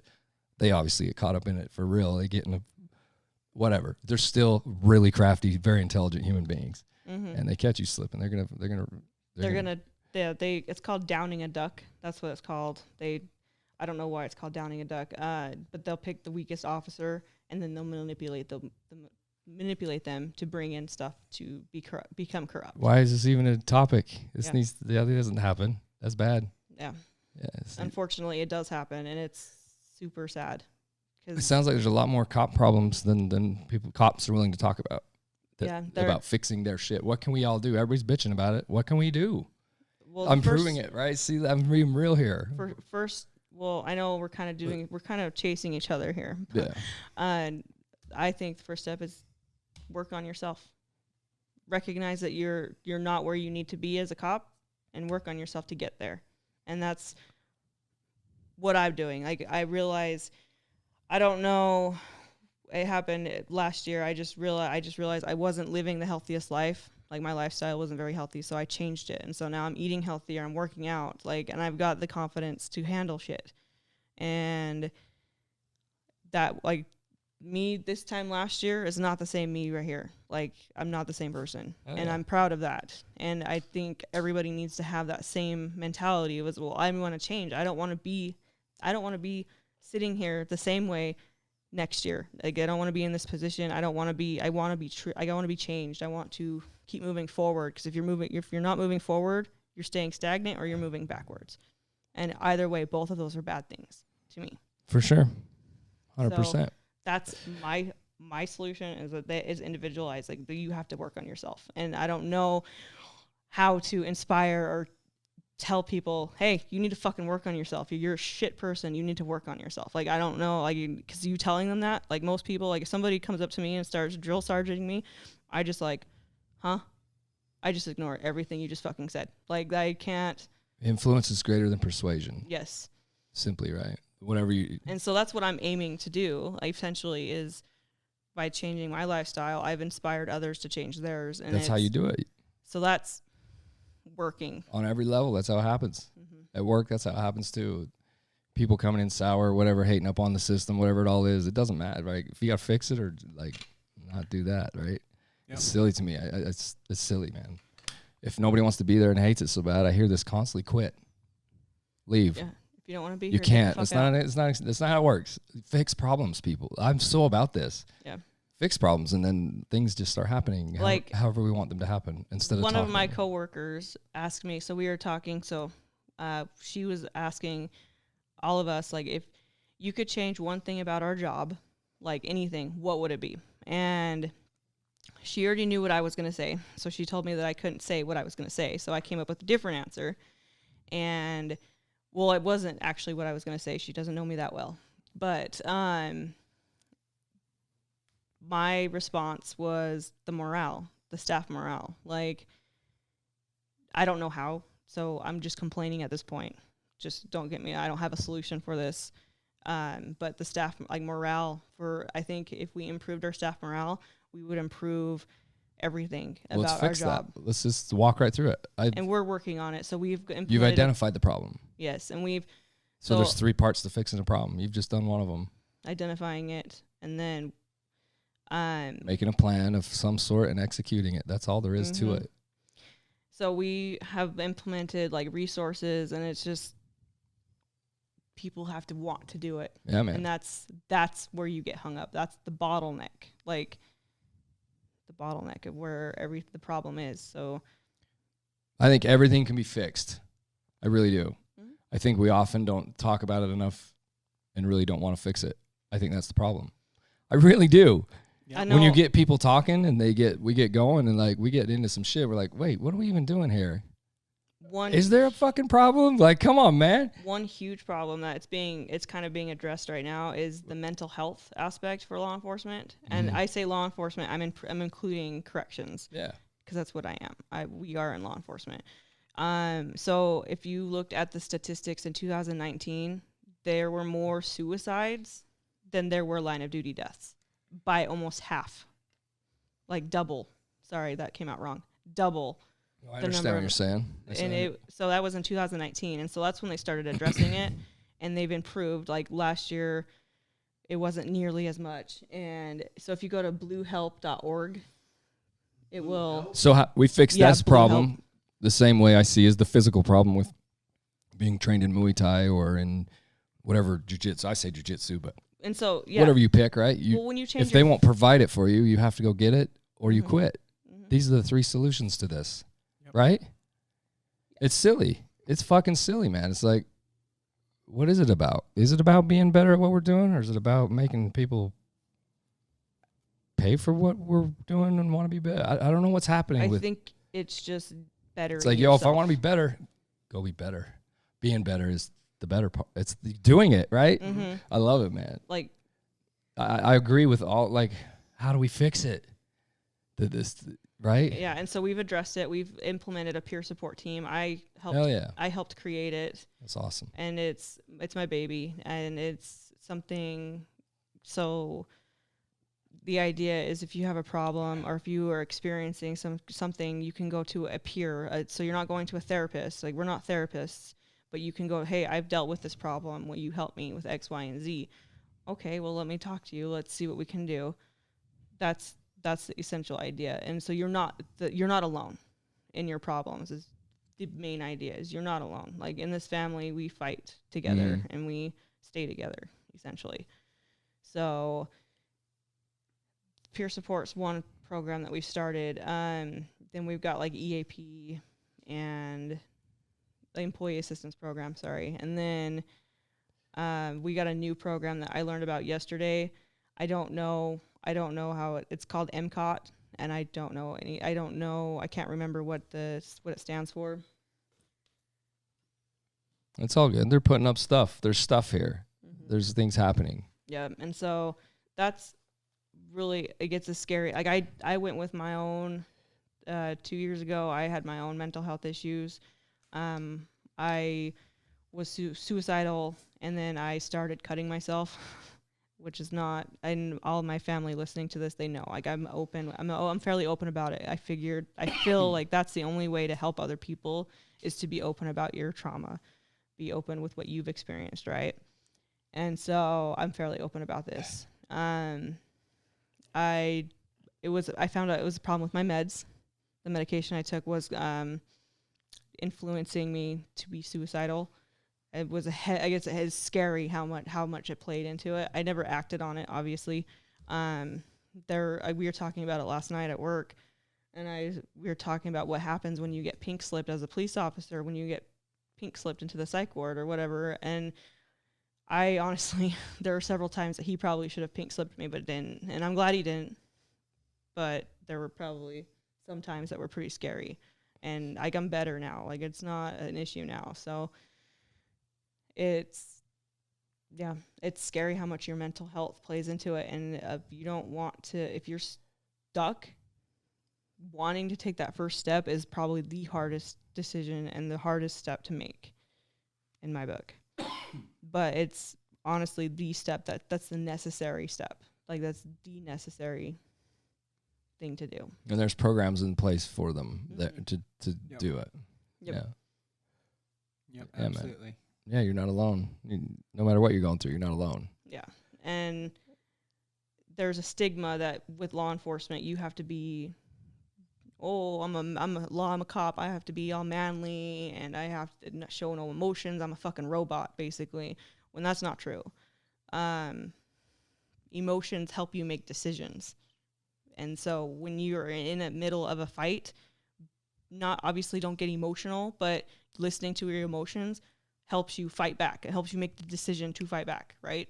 Because that's deciding to fight back. Right? Yeah. If that makes sense. Oh, yeah, for sure. For sure. That can get deep. Oh, God, I can go deep on all that shit. Oh, I know. Because that's very controversial, for sure. Mm-hmm. You're clearly emotional. You lead into that. You love, that's how you are. That's how you interact in the world. Mm-hmm. That's how you navigate. It seems you navigate with that first. You lead with that first. Oh, yeah. That's so cool. Yeah. That's so you. It's so unique. And nobody else is like that. Everybody else is their own unique brand of this. We all come up with it, and we have the answer to everything. And it's like, there is no answers. It's like we all individually do things. Mm-hmm. It's kind of cool. I was just bringing that to light. That's how you lead with everything. You can clearly hear it. Yeah. So I just can't remember what I was going to say. Sorry.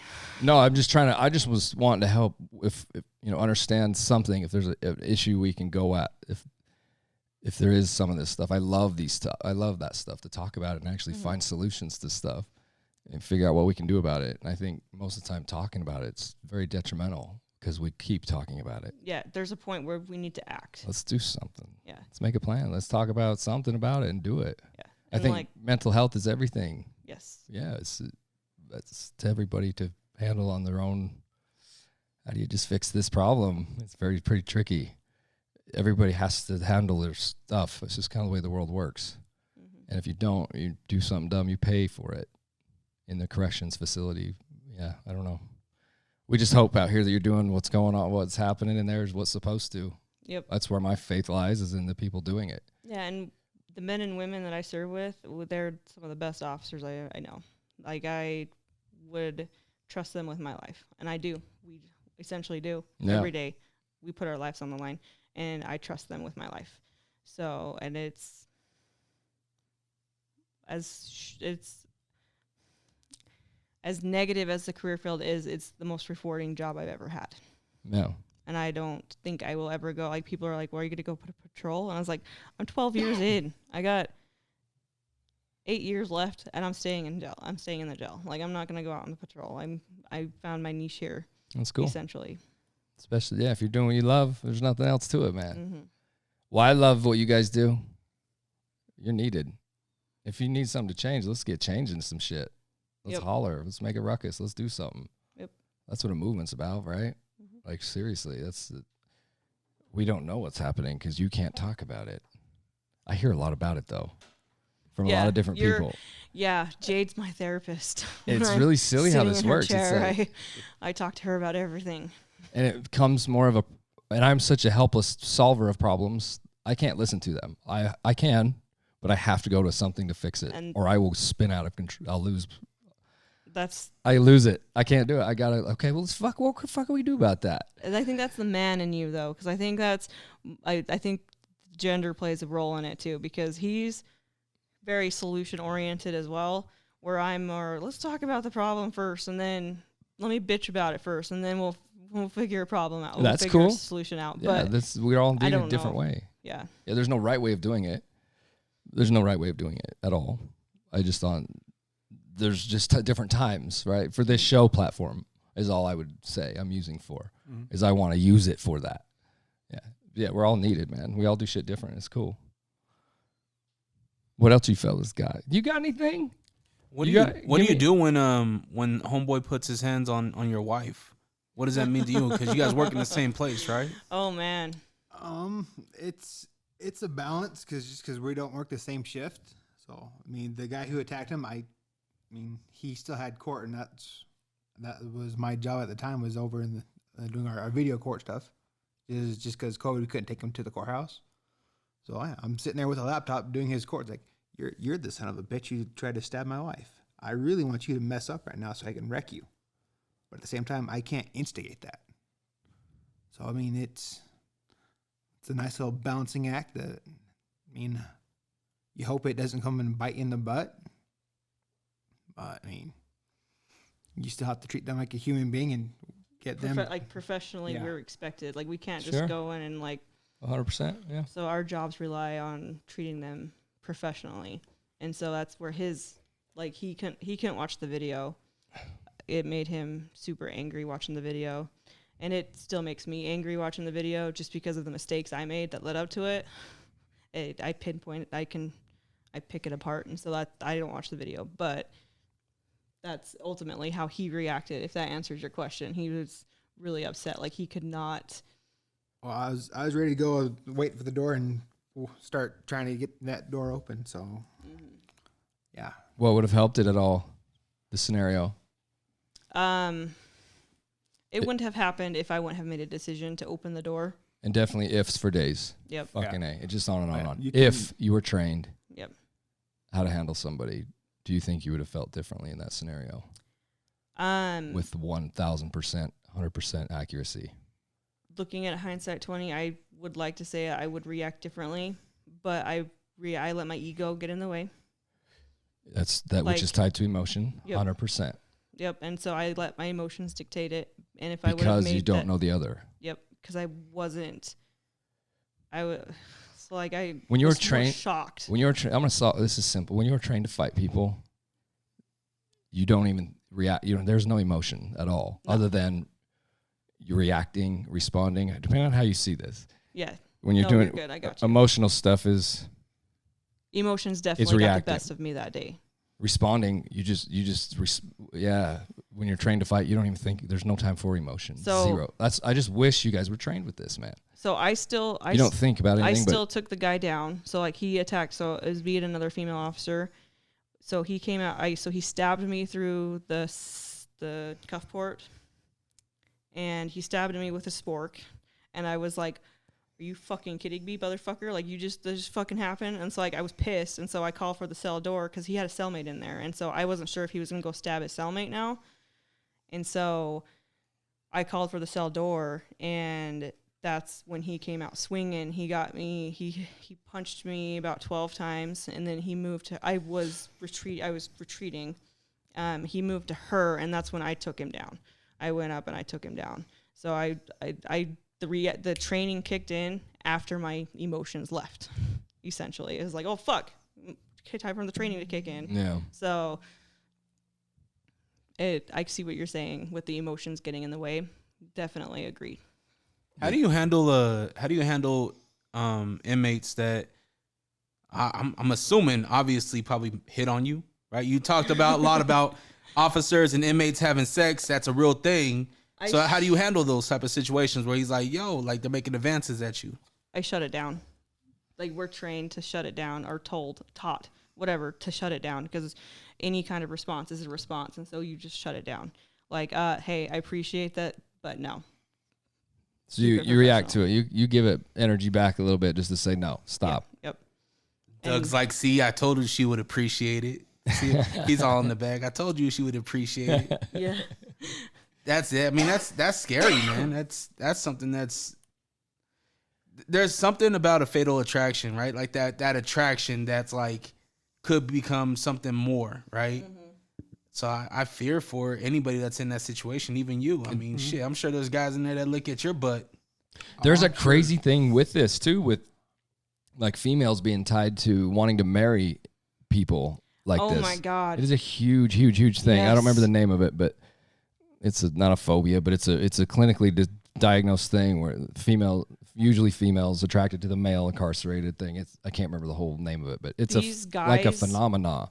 I don't know what it's called, but these guys will have so many women on the outside talking to them, and I'm just like, it's really weird, man. So now it's glorified. How? Right? They're glorified. Yeah, they're the ultimate bad boy.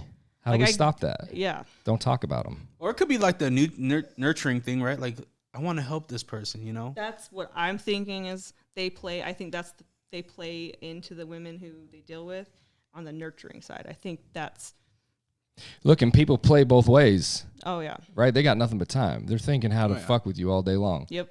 So what would be the most handy thing to know in the world right here to me would be, here I go again, helpful mind things, how to watch people in a different light than what I know you're trained to do, which is fine. It's one thing. There's several different ways to watch what people are up to and watch what they're acting to. And training, knowledge, right? That's 100% of everything. It's silly, man. I think you guys need more training. Yeah, and I think straight up, all the way the fuck across the board. And it's yes, I agree that we do. And to be training. paid more. And yeah, and I would make your quality of people higher. Yeah. Is there a woman's side or just all standard. Men? We do have a women's side. Yep. But you guys only handle the men's side? I currently work where I work, I actually have a female section and a male section that I manage. They're just right next door to each other. So I can go, like being a female officer, I'll get called to take care of some of the females. But does it work the other way where males can go and do female stuff? Yes and no. Like they can't search a female unless but you can search a male. I can search a male. See that? Right there. Double standard. There I we get go. it. But let's get in it there. I can, but it's not ideal. Like if there's a male sure, it's officer, not. Then I have searched a male before. It's just funny to me. Yeah, it is. If we're talking about shit, it's real. It's weird. Yeah, there's a double standard. Yeah, it's horrible. We create it. We have done this. Yep. And we don't want to talk about it. We always brush it away right there. That's a big deal to me right there. I think that's garbage. Yep. And I won't poke at it harder, but I think that's horrible. Yeah. It needs to, if we're doing it equal, let's make it equal or don't. I don't know how to draw that line other than if equal we want. fights, equal rights, equal fights, right? That's How do you fix law? You just don't do it. Just don't do it, I guess. Yeah. Just keep going and letting it go fix itself. Mm-hmm. things fix themselves. It's kind of strange. It'll work out in the end. Which And side if it's is not the end? It's not worked out. which side is more annoying, the men or the women? God, I hate working with the women. Yeah, I'd say the women are more annoying. The women like to play on emotions, so they like to use their kids. Like, oh, I need to get out to go see my kids. And I was like, well, where the fuck were your kids when you were using or doing X, Y, and Z to get you caught? Where were your kids then? And it's super hard when they use their kids as a pawn. And that. What happens when they're pregnant and they go in there? Like, have you had any labors? I helped deliver a baby. What? At the hospital. But I was still there. I was still I was still supervising. I had to escort her. So female officers, if they are. That's crazy. Yeah, it was so cool to be a part of that. Like, she let me, so obviously they can't have family in the room with them when they're giving birth or anything like that. So I got to be a part of it. It was really cool. So the ideal thing is to haul ass to the hospital. Oh, yeah. Does it happen where you do it in the jail? We have had a birth in the jail. It wasn't me, but we have. Are there people qualified to handle this? Yeah, there are medical staff. Yeah, our medical in the staff. jail. They can get in there and get it handled quick. Yeah, okay. Yeah. But ideally, if they're in labor or whatever, we try to get them to the Yeah, hospital as for soon sure. as possible. And with this case, I helped her deliver baby. It was super cool. Like, Does she get locked right back up? unfortunately. And the yeah. baby gets moved to somewhere somehow. Yeah, the state takes them. So did that fix anything? Like, look what happened to this baby now. There starts So with this case, her family actually took the baby. that's good. That's So it worked out for the baby. But like the other cases, it's sad. But it how do you fix everything, Yeah. right? It's silly. That's why I know the system is works as good as it works. From the top to bottom. I don't know. I'm not in the system, so I don't know how it works. yeah. But I'm just hoping everything's operating the way it's supposed to. It's just sad to hear all the chaos of it all with no idea how to fix it, any of it. Mm-hmm. We talk a lot about all the broken. I want to talk about how to fix it. Yeah, That's I would what say I wanted to do. education first. Like, educate yourself on the problem first before we can come up with the solutions. Like, come do a tour of the facility, and like I can show you if I can talk to my administration and see if I can get a tour if That'd you be guys cool. want. That'd be hella cool. And I can go into the detail so you know what we're kind of talking about. Oh, I can go into dude. detail. It changes everything. Being Mhm. part of it for sure. Yeah. So I'll see if I can head up that on That'd be my cool. end. I was looking at the Utah.gov website, like the description of what a correctional officer is, and it said prevents escapes. Have you guys ever had an escape attempt or a planned one? Weber County's pretty gnarly little We spot. have had so in my time there we've had 2 successful. So the most recent one, the guy, so he was supposed to go, I don't know how much I can talk about it because it's still fresh. So I'll talk about the one that's really publicized. So this one guy, he's a Fed. He shaved his head to match another inmate who was getting released in the morning, and he looked they looked very similar. So when we called and told him to gather your things, you're getting out, he came instead of the guy who was, and so we ended up releasing him, and there was a manhunt for him. We caught him. He was caught. How He long did some- after? Was it a while? I think it was like a week. It was a minute. It was a minute. How about the other one? It was within 24 hours that we caught Same him. thing though. Yeah. How did he get out? Just It was a mistake. a breach kind of thing. Yeah, he was released Accidentally, accidentally. basically. Yeah, and then we've had an attempt where they tried to break I don't know where the windows. Seriously, Or maybe 8 inches by like 18. Tiny, yeah. I don't know where they were thinking they were going, but they tried to break it out and they Anywhere did but there. some significant damage, but they didn't escape. It's funny to me. Think about that. Simply, incarceration, what that does to a human's brain. They broke the law for sure. They belong to something, right? We need some justice. Lock me in a room. This is just a hypothetical thing here. If you put somebody with my brain power, which streets people are, they're just streets, man, right? I'm streets. I'm street as it gets. I know the streets. I know what's going on. You lock me in a room with nothing but time on my hands, I will turn into an absolute monster of ideas of ways to manipulate my scenario. I would think, I haven't done this, right? Maybe I would just try to go through the system. I don't know, man. It's crazy. Yeah. But what do? How do what do you do, man? Back at the circle. It just hopefully it's working, right? Yep. Yeah. It's got to work. It's got to be. We've been doing it for a long time the same way. Is it true that Utah still, this, to my knowledge, are we the only ones with the gun shooting firing squad as a way of death? No, I think Texas and Florida and I a few think there's others- only a couple though. Yeah, there's only a couple. There's only a handful of states that That's just still have gnarly. even the death penalty. There's And just even a handful of Very states. few are firing squad. We'd have to look it up. I think it's trippy. I don't think we have firing squad anymore. I don't think we have it off any. the I think they table took it Are you off the sure? market. a couple yeah. of years ago. Ooh, Yeah. it's just creepy, man. Welcome to the Wild Wild West. You shoot somebody here, used to get shot back. I don't know, man. I don't know how you punish people, but if you do something, there's a consequence for it. Yep. And being nice to them, in my opinion, is, it is what it is. Every situation warrants this scenario, I guess. And it's not that I'm like overly nice to them. I just treat them with respect. Sure, man. So. And then gang members do it to themselves too. Oh, yeah. They self-police out there, man. Oh yeah. They're still running. They You ain't stopped that gang. They self-police inside the jail too. There you go. So are they bad? Nah, they're quite smart people. Oh, yeah. Watch how they network. It would blow your mind. Yeah. How long did it take the mafia down? 70 years. This thing is down. It's not down. It's not even close to down. I've seen the inner workings of it personally. It's still going just fine. Things don't just stop. It's not going to happen. Yeah. I would learn from these people. There's a way to learn from these people for sure. Oh, does it say? Well, here we go. 4 states. I don't know what year this is, though. It doesn't say what year it's published, but it says Mississippi, Oklahoma, Utah, and South Carolina. Hey-o. We along with the dirty South all up in there. Look at that. Isn't that crazy? I just thought that was cool. I mean, whatever. To me, it is what it is. That'd be the fastest way to go, I would think. Yeah. Did you guys meet in jail?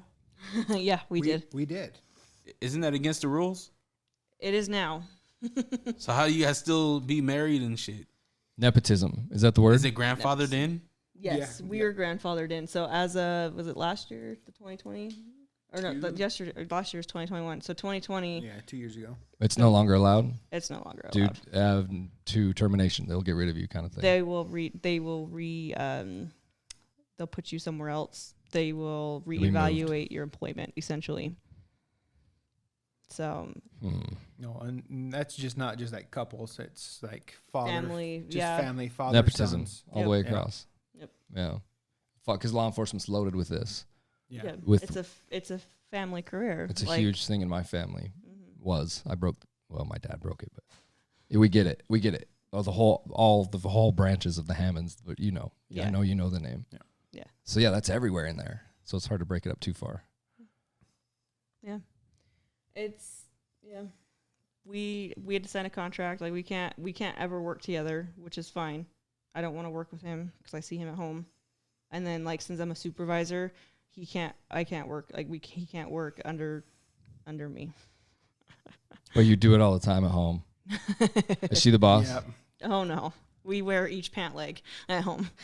You see that as an equality thing? I don't know. We try to approach Yes. things like as a team. Like we have our little Equal rights, equal fights, okay? I mean, we'd have our little hashtag Team Toone because Yeah. we're a team. Yeah. That's what it kind of comes down to when we make decisions. Is it 50-50 then? Is that how that works? How does that I work? would say he makes his decisions and I make my decisions and I just tell him. A relationship. He just tells me. Yeah. Is it 100-100? Is it 100 50-50? 100 100. He's his Yeah, I've own always- person. I'm my own person. Always Like thought that was neat. we don't like a relationship shouldn't be 50-50. It should be you're 100, I'm 100. You can and turn we the- make each other better. The cop thing off at the door. You can do it. You can turn it off for the most part. We certainly try. Yeah, we certainly try. It's helped with me now. I've started working out after shift, and so I go work out and I turn it off and then I go home. But he's not home, so doesn't really. Go work out more. Yep, hit the gym more. Do you guys have a gym at the jail? There's a small one. A couple of treadmills and a couple little Couple free weights. weights. You know what it takes to get in psycho shape? I know you know this. Nothing. Nothing. Not one thing. Calisthenics. I used to be psycho for it. No longer. So Speaking from watching- old terms, yeah, all I needed was a cooler. I could rip, man. get books, water bottles. Anything, This is from anything inmate. This is from the jail. This tall. Shit, they're more in shape than anybody you know, too. Oh, yeah, that's you all don't they need do. nothing to get in shape. It's all the Mhm. their excuses. It's Mhm. silly, man. Get working, man. People get grinding. Yep. I ain't gonna lie, I'll be walking by like, damn, he got a nice body. I want a body like that. Yeah. To one of the members, it's one of the people in there. Yeah, why not? Yeah, hey. I mean, I'm sure. Damn, she look good, man. I might have to break the law. Jump fucking up. Has there I've been? yet to Has see there one been that any? far. How many? Has there been several murders in that facility Murders? that you're allowed to speak of? No. No. Those Like are murderer, like housing murderers, or Anything. like murder. Like we house murderers. people killing people up in there, or inmates doing this. I think so. The one that's fresh in my mind is we had an overdose, and that's not necessarily murder, right? There's no But- shankings and stuff. Well, you got shanked. Yeah, and then we've had it does happen. It does happen, Yeah. depending on who you ask. How I was gonna ask, how do drugs actually get in there? Is it because I feel like you guys are super secure, right? You check the visitors. At what point is there a transaction of drugs?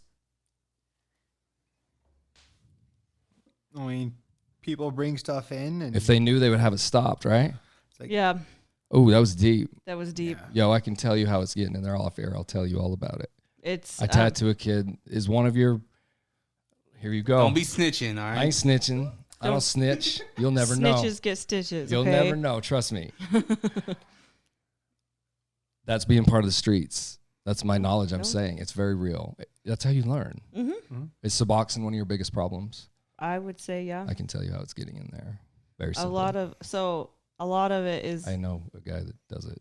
they are putting it up their butt or the, their vagina. the old Who prison though? pocket. Like how? They have to get it from somewhere to put it up their butt. When they're arrested. Oh, So okay. a lot of times, if they want drugs in, they will call a homie out there. Hey, commit a petty crime and get arrested. And why are they allowed to have a phone call? That would snip that, right? Yeah, but they talk in code. But snip the phone call. They're not allowed phone It's a calls. right. Their phone. By phone- whom? Well, it's not a right, but it is. Yo, I'm just fixing problems. Like, No, fuck that phone call. Fuck that phone call. Yeah, I got it. I got you. I'm on that level. Fuck visiting hours. No, I need that phone call for my bill though. This is part of your fucking up shit. Like, what am I missing? Like, let's interact with some of that somehow. Or it's a monitored fucking phone call. I don't Yep. care where the fuck you speaking in tongues. Yep. You should be able to tell. Oh, you're talking. Dump the call. You can tell she's talking about smuggling and whatever. Man, I hate this shit. Yeah. Everything. They're just crafty. I can Yeah, tell you how a they're huge part of it's super crafty. So As soon as you stop the way they're doing it now, they're just going to tweak they're it going a to little come more. up a different way. Demand it. It will find. It always works. Demand. Yep, supply and demand. Supply and demand doesn't stop. Yep. You or can't maybe stop. an X-ray, right? Like some type of body scan. We have a body scanner, and it, in all honesty, is shit. Oh, Yeah. so buy a scanner. Whoever needs to buy one, buy a better one. Yeah. It's pretty simple how it's happening. Yeah. Like I would like to think that I can tell when a female, so when I'm strip searching a female, there are certain behavior cues that I can pick up on that she's trying to hide something from me. Just from my training and my experience, I can pinpoint, okay, she's hiding something, whether it's it's something, she's hiding something. Just how she interacts with me and how she reacts to what I'm telling her to do. Like the shift of her body, like trying But to. you're still searching everybody the same, right? Mhm. Yeah. See, so when that's implemented in right spots, you should find whatever. Mhm. Should. Good. And a lot of it is intuition too, right? Like your intuition plays a lot to how you do your job For sure. and how you interact with people. Is the prison rape thing a real thing? Yes. Yeah, and there's the PREA, your Prison Rape Elimination Act. So it happens and it launches an investigation, and So we've Those gotten, are, so pain in we've the actually gotten away from, so we used to call it PREA investigations, but now we call it for what it is. It's sexual assault or sexual harassment.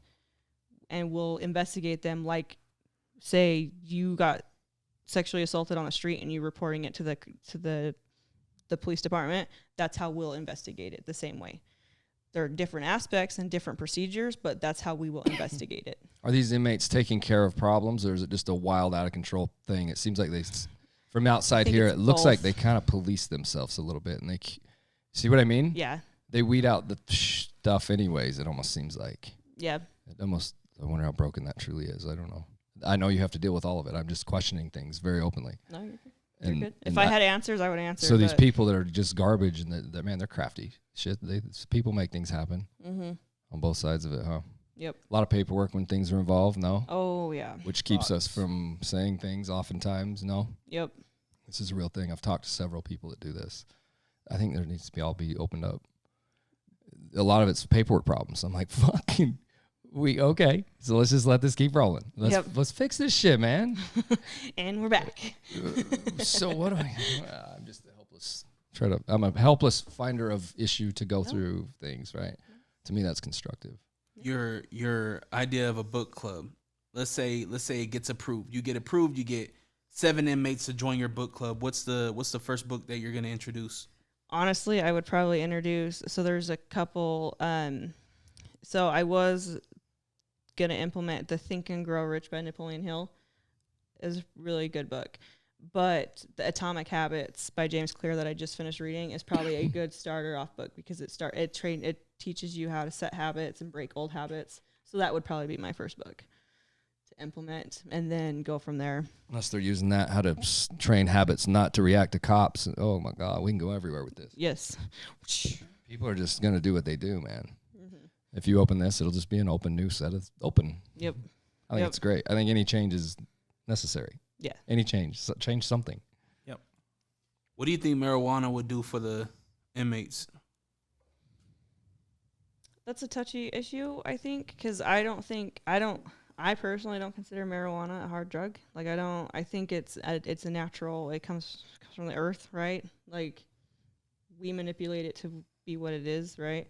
I think it should be, I think it's a lot better than opiates. In my opinion, like I think to end the war, end the opiate problem, is to implement marijuana. But I don't know. Like I think. Do you think legalizing drugs all the way across the board, like will help, like Oregon? I don't think so. Or Washington, whoever did it. I think it's Oregon who did it. I don't think so. You don't like that idea? I don't. I think all it changes is the statistics, like. Because, like I said, you do the drugs, you're still committing crime, right? So if you take the drug factor out of it, you're still committing crime. What's that statistic? How many people that commit crime are on drugs? Is that a thing? That I think it's very open to ask that question. You want to GTS that? He's doing it right now, because these are real life things to talk about. Mm-hmm. If that's a problem, I would be surprised. But like my stance, I can't wait to hear. I don't think marijuana is a bad thing. I think. I agree. I have several friends. I totally agree. I have several friends who aren't law enforcement who use it. I just tell them not to talk about it with me, because I can't. And honestly, with a card and it's legal, yeah. So it's all good. I'm 100%. Yeah, I'm pro legalize everything. That's why I wondered what what you think, what that is. I think not being open to the idea that humans are accountable for every decision they make is silly to me. Everything is open and fair game, just like we're freedom of everything else, speech and everything else. Mm-hmm. You should have the right to anything you wish to have the rights to. If you break the law doing so, you pay that consequence. If you want, just go get whatever drug you want. I don't see that helping or hindering the problem, other than fixing the problem. Yeah, making people want it less when the alcohol is provided when the alcohol's out in the home and not locked up. It works. This is real science, right? Mm-hmm. If we lock the tools up at work, we did it at our work. It was a big thing. It worked well. They said, unlock this tool room. The theft will stop. It stopped. Unlock it. Make us think. I borrowed that chainsaw. I got to bring it back, man. Make us accountable. We'll do it. Inevitably, for the most part, people can police themselves. Yeah. It's really cool, man. I think the problem's still going to be there regardless of if you make them legal or illegal. And I think it would just it would be a beautiful change, a dramatic change. Yeah. Let's try dramatic change. You want dramatic order of difference. Let's make a dramatic change. What we're doing now is obviously working. The depth fucking of change will show the depth of what's going to happen, the aftermath of it, right? Let's fucking change something, man. Make it legal. I'm pro. I think that's a dope idea. And boy, if it doesn't work, make it the fuck unlegal again. I don't know. Maybe it's way harder to do these things than I think. I don't know. To undo something. But these are the problems. We all complain about everything we can't do nothing about then. Mm-hmm. So I'm not into it. I'm not into the fucking... So what's this? What do we got here, babe? Oh, this is the There's stat. nothing recent. It says in 2004, 17% of state prisoners and 18% of federal inmates said that they committed their current offenses to obtain money for drugs. But I can't find anything specific on if the person on drugs committed a crime. Yeah, that's tricky.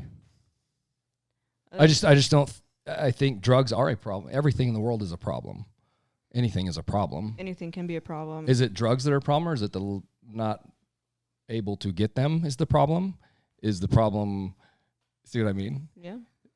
Just because you make them illegal doesn't make the addict not do them. He still wants them, needs them, will get them, will do anything he can to get them. If he can get them, he's not going to create a crime. He's not going to go do the crime that you are housing him for, because he can just go get the shit. Mm-hmm. That's one way to look at it. It's a very open discussion. It's very simple. That works logically. If he ain't got to stab somebody to go find it and steal shit and sell it and because he don't want to get a job, he'll just go get it. What if we stop? What's wrong with that? All of a sudden he's not in prison again because he can just go get it. He's just going to still overdose if that's what happens or whatever. So all these problems, where do we start and stop all of this? Where are your victims at? Because, right, there's always a victim in the crime, right? What's the crime, though? If he didn't commit any crime. That's all I'm saying, is if he could just have his drug. I didn't understand the question or the statement, apparently. Just a kind of a cool argument where it makes valid sense to say if it's legal, there's a valid point here. Typically, somebody's stealing your car radio to go get money for drugs. But if the drugs were already given, there's no need to go steal the radio. If the availability, they can just not make them legal, say, I don't even know, having them in a pharmacy. I don't fucking know. Just make them street legal. Your victims... in this scenario, right? Who's supplying the free drugs? Who's the victim? Free. What crime happened? Free. What crime happened though? I didn't say that. Well, no, not the crime necessarily, but the drugs. Where are they coming from? The free drugs. Where are they coming from? Because there's nothing free. Does it matter? Does it? I don't think so.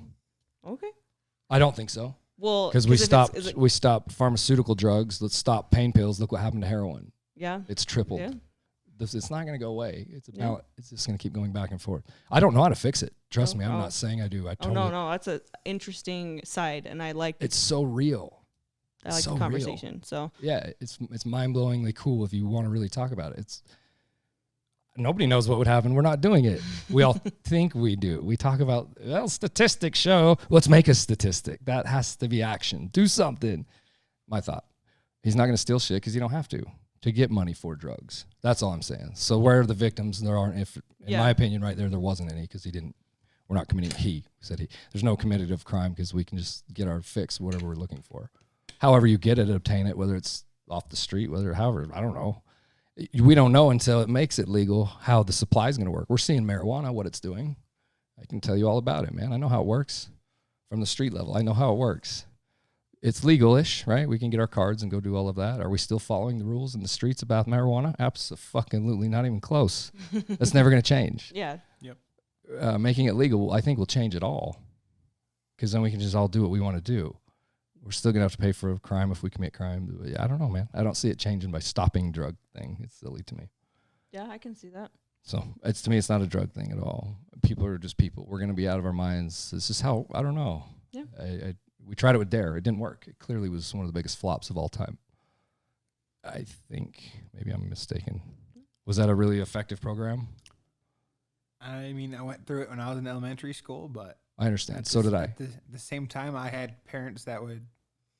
Was it an effective program, though, across the board? Was this program effective as a... Does the masses speak saying that was a good move? I thought it was absolutely quite the opposite. Yeah, I don't know. I don't know. I'm sorry. That's just what I don't know the answer to that. Big, fairly large flop of money. Trying to fight drugs is a problem here. We're fighting them. Mm-hmm. Let's fight a different way. If I keep punching you in the face, you're going to have to do something to counter this. It's not like this problem, we're just keep punching because nobody's countering. Moving. Nobody's Yeah. doing anything different. Like, let's change this shit up a little bit. This is how I see things. Yeah, this was quite the thing. Ew, do you see them last words? Ooh, this is a good one. This is real.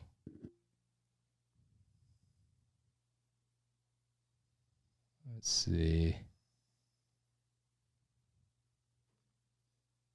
Is anything jumping out at you that wasn't the first one? That's what this is what you seen the first. Oh, that's the same quote. Opponents say that dozens of peer-reviewed studies and conclude the DARE program is ineffective at preventing kids from using drugs. They contend that DARE causes kids to ignore legitimate information about the relative harms of drugs, and that DARE is even associated with increased drug use. Interesting. Look, it's very real. It's real. And I usually don't speak a single word about anything. I don't know the stats and all the things. I just know it was of this thing. I don't know to what extent, but horrible. Reagan did the same thing with the war, starting this war on drugs. It's silly. It's a huge waste of money. Yeah, It hasn't stopped at all. It's quadrupled, and there's more deaths from it than ever before. Well, let's just keep fighting it then. Keep making it more illegal. It's not helping. Yeah. It's not helping. Just keep Legalizing doing the same marijuana thing over and over again. Legalizing marijuana is making a huge difference, is it not? I would imagine incarceration rate is going to start kind of dropping a little bit from 85% of people in jail are in jail for weed. I would like to think that it would change. I would think so. I would really takes like time. to, but Takes it time. takes time. Yeah. Yeah. So Something that you have is a very short time. You only got 8 years left, I think you said. What's the plan after? I honestly don't know. I looking to be a personal trainer or a life coach, essentially. And then offer my abilities to law enforcement, because law enforcement officers are some of the most unhealthiest individuals, which is sad, right? But we don't have very good coping mechanisms. We don't have very good strategies to recover from things, and we just will eat, smoke, drink, whatever, till we're not feeling anything, right? And we're one of the most it's one of the most highly ranked, like, the jobs. If you look at that side of things, we're up there. If that makes sense. For suicide rate? For suicide rate, yes. And then just for Why do you think that health is? and overall, well, we see things that that Totally. humans shouldn't see in general. Like, Totally. so how do you deal with that? And you can't just go, well, I have the unique dynamic because he sees the same thing I do, Right. so I can go home and we can talk about it if I want to. But typically, if you have no one to talk to, the thought is that you have no one to talk to. Now we're changing that conversation on it, that you do have peers that you can talk to. So it'd be safe to say that the number one cause of all the problems with this is repression of thought, of speech, of whatever it is. Yep. With officers. you're not dealing You're with your repressing. shit. It's You're- repressing. You're tucking it into a box, and you're not dealing with your shit. I And think so it's going to go, "Wah!" we hammered on something right there hard. Yeah. That's fixing a problem. Don't repress the thing. Yeah, don't repress it. What do you need? Do you need to talk? Do you need to work out? Do you need all the above? Do you need, chances are, all of them? Mm-hmm. And a lot of times people don't want to go out of their comfort zone to find something that would work different for them. They want the easy way out, right? They want the easy way to feel better. They want that cigarette, or nothing against smoking, but they want that drink. They want that thing just to take the edge off, right? Instead of doing the hard work and finding an actual solution to it. They It just is to repress them. it. And it is it's a temporary solution to Straight a up. permanent problem, right? Straight up. So, and I think that's It was to me for fucking 20-something years, like whatever it is. It's a total thing. As soon as you get high, you're good. That's all they think about. It's that constant loop of thought, unhealthy thought. yeah, It's sad, man. There's no fix to any of it. no, That's the point. yeah, and like it's really sad. So that's ultimately the plan. Like when I graduate the jail, when I retire, that's what I want to do. Is I want to offer my services to law enforcement, or I don't know. It would probably change, but we'll get. I haven't got there yet, so It's in a little while. You got a little while. yeah, I got 8 years. I'll be here tomorrow. Open outlets are everything, man. Talk about it. Mm-hmm. I think that's the biggest thing to scream. Don't repress everything, but you're trained to do so because you have to live 2 lives. Yep. You have to repress. It's a Yep. very complicated issue. It's very strange. Yep. The dynamic is definitely. Knowing it before you go into it should be fix the problem in the first place then right off the bat with don't go into it. If you don't, right? Some of the shit I deal with, I did not fucking sign up for. Like, I will straight up tell you that right now. I Right. did not. Like, I knew it was I didn't know it was a possibility, Sure. but we still have to deal with it. Sure. So, like, one of my, this is actually a really bad weekend. It was last year. I had a guy try to kill himself by slicing his neck open. He was like millimeters away from succeeding. I talked him down from it. I got the razor blade from him, but I went home. So I had to clean up his cell. I had to clean up the bloody cell after, right? And that was like, I'm not a maid. I don't even clean my own fucking house. Just ask him, okay? They don't have people to handle that for you guys? No. You have to handle it. We have to handle it. And so that, when I got home, one of our dogs had gone out. So he had gone on a trip. And so one of our dogs had gone out and got sick. And I went home to shit. Like, I walked home and it was another scene that I had to clean up again. I ultimately called him home, but it was super traumatic to me. Like, it was so traumatic because it brought me back to work and I was like, well, fuck. So it's shit like that I didn't sign up for, but we're expected to do it, if that makes sense. Sure. And if you don't like it, I think leaving is the key, right? Not thinking I have to stay here. No, you don't. You just like you made a career doing that, you can make a career doing whatever else you want to do. And you're right. This is this broken thinking I struggle with. No, Don't leave, man. Leave tomorrow. There's consequences, blah, blah, blah. That's a different subject, but you can do something different. Just bounce. If it's unhealthy for you, bounce. Yeah. Go get healthy, man. You're right. This is real. Nope, you're right. That's all. That's all it is for me. That's how I see it. That's how we do it. It's change something. Yeah. And that's I know you didn't sign up for that. It's a horrible job. That's why I would never do it. yeah. And so that was one of the signs that I needed to change, and that's what I have changed. And so now cool. my attitude about it, like I put in the work to change though. Like, I decided, like, well, I can't fucking stay here. I need to move. Yeah. And so I changed. I pulled myself out and I changed. I had a support team, and I had like a huge support from my coach and everything. And so she's helped me out a lot as well, but it was ultimately me. I take credit for it. I'm me. That's how it works. Is it that Snoop Dogg meme where he's up there accepting an award and he's like, I would like to thank me. I did all the work. Me. That's what that reminds me of. That's kind of how it works. Everybody helps everybody, but you kind of did the shit to make it happen. Yeah. What was you going to say? You was going to chime in a few times. I was just gonna say we've been talking a lot about your guys' career, but like, what's your guys' passion? My passion is helping people. That's like is empowering people, specifically women, because I'm a woman. But I love to see that light kick on, like when they find that passion, I help them find that passion. That's my passion, and I love it. What about you? I just like to shoot, whether it's getting people into guns or just I don't know. That's my therapy time. It's beautiful. So, And he's a badass when he shoots. Okay, I've seen your shit. and he does it wearing a kilt. You can't see it, but he's wearing a kilt right I now. seen the kilt. I seen the he'll kilt. do it wearing a fucking kilt. What's this all about? Talk to Heritage. Yeah, you go back far enough. There's Scandinavian, English, German. I mean, they're just so comfortable. Are they? Yeah, I mean, They're fucking gangster looking, man. Are you wearing boxers underneath that, or Bro, tell me you got some undies up in that bitch. yes. There are now laws in place that if the wind blows the wrong way and you're in the wrong place, you are now on a special list. And look at the people that wear them. They're the gnarliest, toughest fucking dudes walking. You wear a kilt, you're a gangster. You're tough. He is pretty. Every one of them trying to wear figure it. out what kind of shoes you got to wear with a kilt? Like, They're tough, man. I mean, I just wear whatever. I mean, I've worn them with flip flops. I've worn them with boots. I mean, What are they made out of? Leather? All kinds of different shit. All sorts. The ones I have are wool. Some are polyester. I mean, I've got a You got multiple of these. I've got. he's got. I've got a 511 one that's multicam. I mean, Got a Celt, do ya? Yep. That's dope. you know, like 5 or 6. You can get nasty real quick with a kilt. Where do you put your bullets? Extra bullets, bro. You gotta come on. You got no pockets up in them, do you?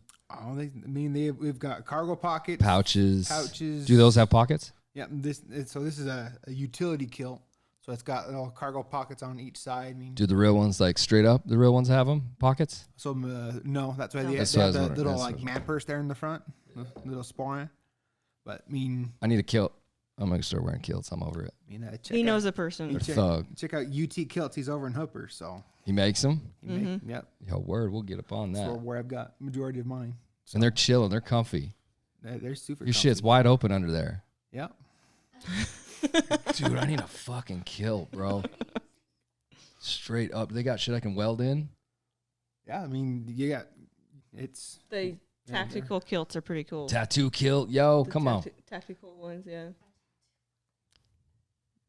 Yeah, he's. Do you train then with your firearms? Do you do Yeah. you train? Do you do competitions? What I meant. Yeah, so I started out when I was in the police academy, a guy invited me out to one.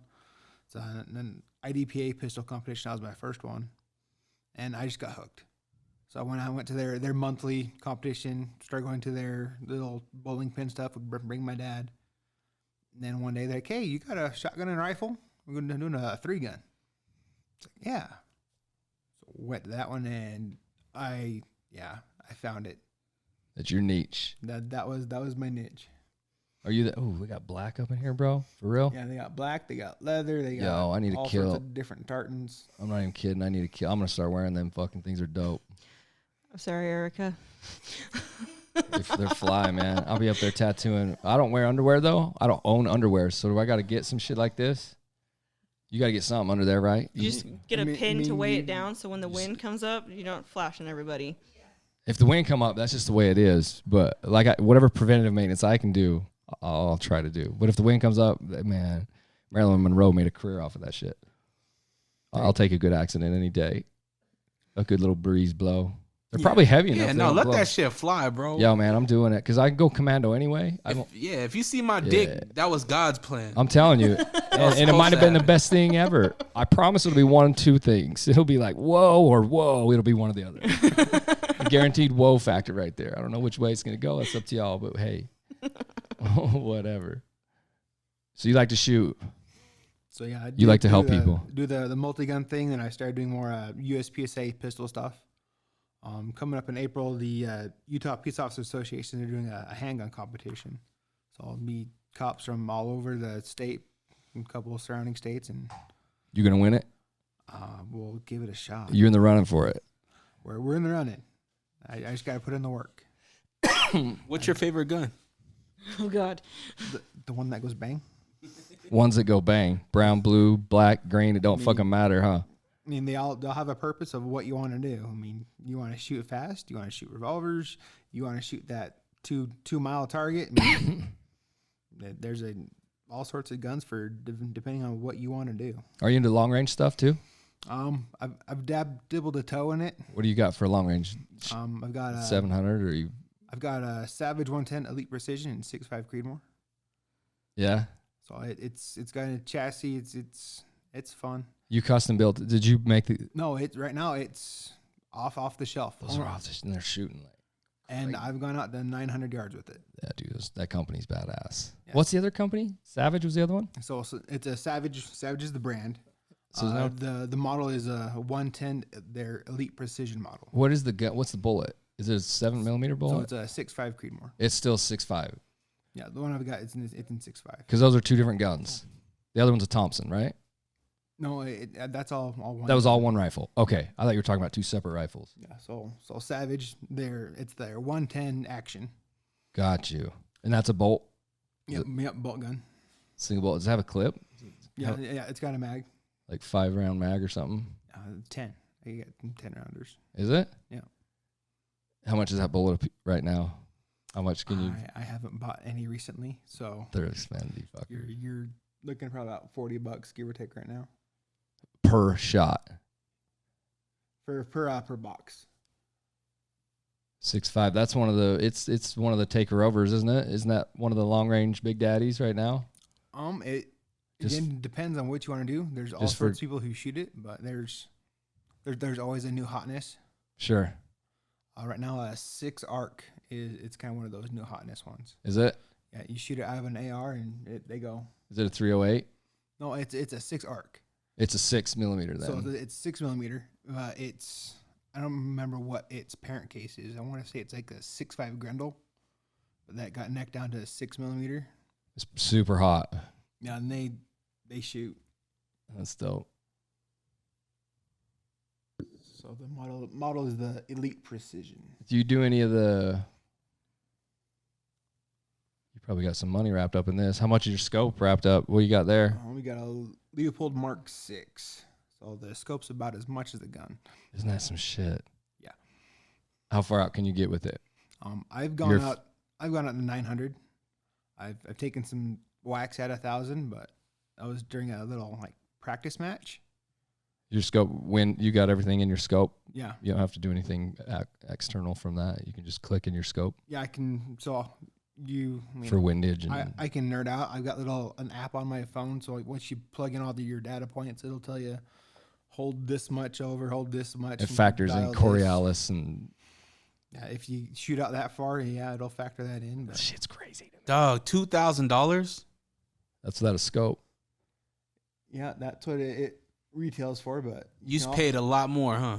I paid about $500 less than that. Really? Oh yeah. Is that's shooting better than any of the 700s then, I've got one 700. It's in 308. or 7 mag? It's outperforming that? This Creedmoor is outperforming those. I mean, I don't shoot a 7 mag, so I don't know. Yeah. Okay. I can really talk about what I do know. I feel that. I just wonder what the buzz is anymore. When I was into it a long time ago, just to give you, it's 416 Barrett was it. Mhm. That was it. Is that still a hot rifle? I mean, for your ELR guys, your Yeah. extreme long range, yeah, they still shoot that. They shoot all sorts of different ones, A lot of different 50s out there, huh? and they have their own Wildcat cartridges where they 416. they mix and match and make something that So you got to buy their shit. like 375 Chi-Tac, and So you have to buy their bullets. it all depends on what you want and How you want to go about who it. you can get to make it. That's true. And it's hard to find anything for it right now, huh? Bullets. Is that coming back to a stop? We about over this shit again? It depends on what you're looking for. You can find, if you know where to look, you can find all sorts of stuff, but As a whole, walking into Walmart, any old Joe Blow, no, that's not coming to an end anytime soon. one Walmart has to start selling ammo again. How long do you think till this comes back? It's weird. Well, I mean, if you look at the Sandy Hook one where like 22 like vanished, I mean, it took 5 years for it to 22 to come back to where it was. But this is all bullets. They're gone now. I mean, All of them. They're slowly coming back. So it's coming. Yeah, It's coming. It's coming. Your eyes taking a break from rolling deer. Likes to geek out I'm about guns. just- Yeah. He likes guns. I'm just I looking around. I like guns. I taught guns. Her eyes glaze over. Yeah. They're black to me. What or else you blue guys? or What else you whatever. guys got? Do you want to shout out socials? You want people to follow you on your Instagram? My Instagram is Tactical Pole Mermaid. If you want to follow me, I do a lot of fitness stuff. I also, with the UGIA, if we're looking for sponsors right now, we're hosting. Oh my God, we're hosting a conference in April that's going to be really good. So we're looking for sponsors for that. So if you're interested, you can email me. Can I drop my email? Oh hell yeah! My email is teamtoon2016@gmail.com. Just let me know and I can get you the deets. But other than that, I don't really have any shout outs. To you? And my Instagram is T_shoot and smash tune. I mean, just me shooting, me in the gym, kind of lift heavy, shoot fast. I like that. Lift heavy, shoot fast. That's our mantra. I like that. That's hella cool. What else you got? Nothing really. I was just gonna ask who got who into fitness and this lifestyle change. Me. You started the fitness goal. Yep, I did, and I'm hoping it will trickle down with him. Hasn't yet, but we'll get there.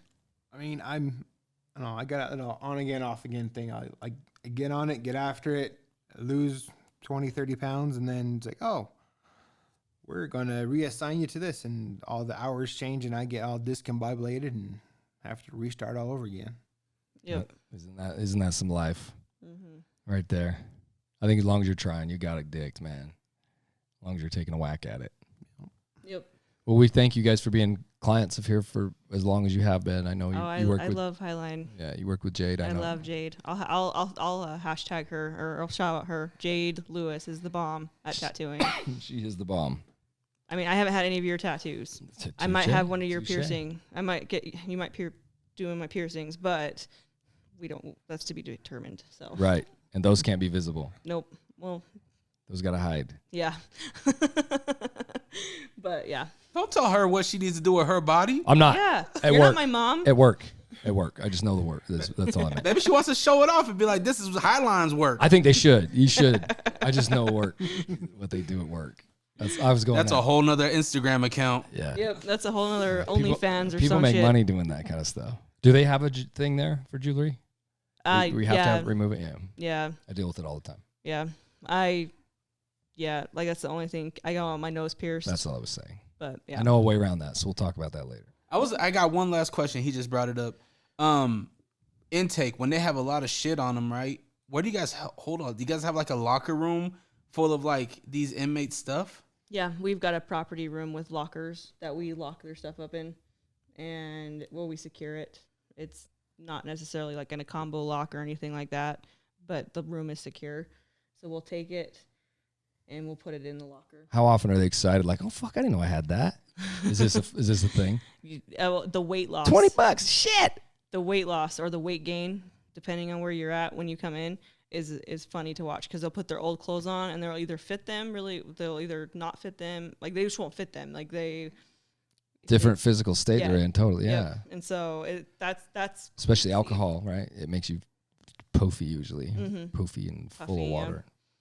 What is there anything that you guys will not release? Obviously, drugs, right? You guys do whatever with the drugs, but is there anything like if you catch me at Subway, right, and I have like this foot long, you guys just toss that or do you guys You can grab a quick bite. Well, so any kind of like my juicy fruit? Am my juicy fruit gonna be good in the next year? Pack of gum. Come on, we have a pack of gum in there. gum, we'll keep gum. Your gum's fine.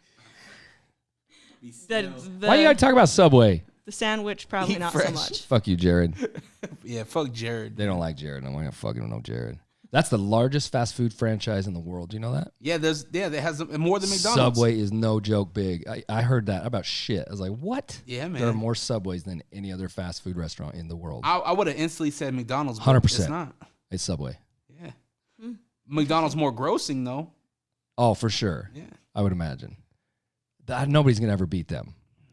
No. That's what's wrong with America. That it would have been somebody else. But it's an Egg McMuffin, bro. Man, yo, I'm good. I'm down with the Big Mac or whatever. I'm cool with all that shit sometimes. It's all about, it's just like a drug. It's the same thing, man. Yeah. Self-regulate. Yep. Don't blame that Big Mac, motherfucker. You ate it. Yeah, facts. What did you guys cut out of your diet that you missed?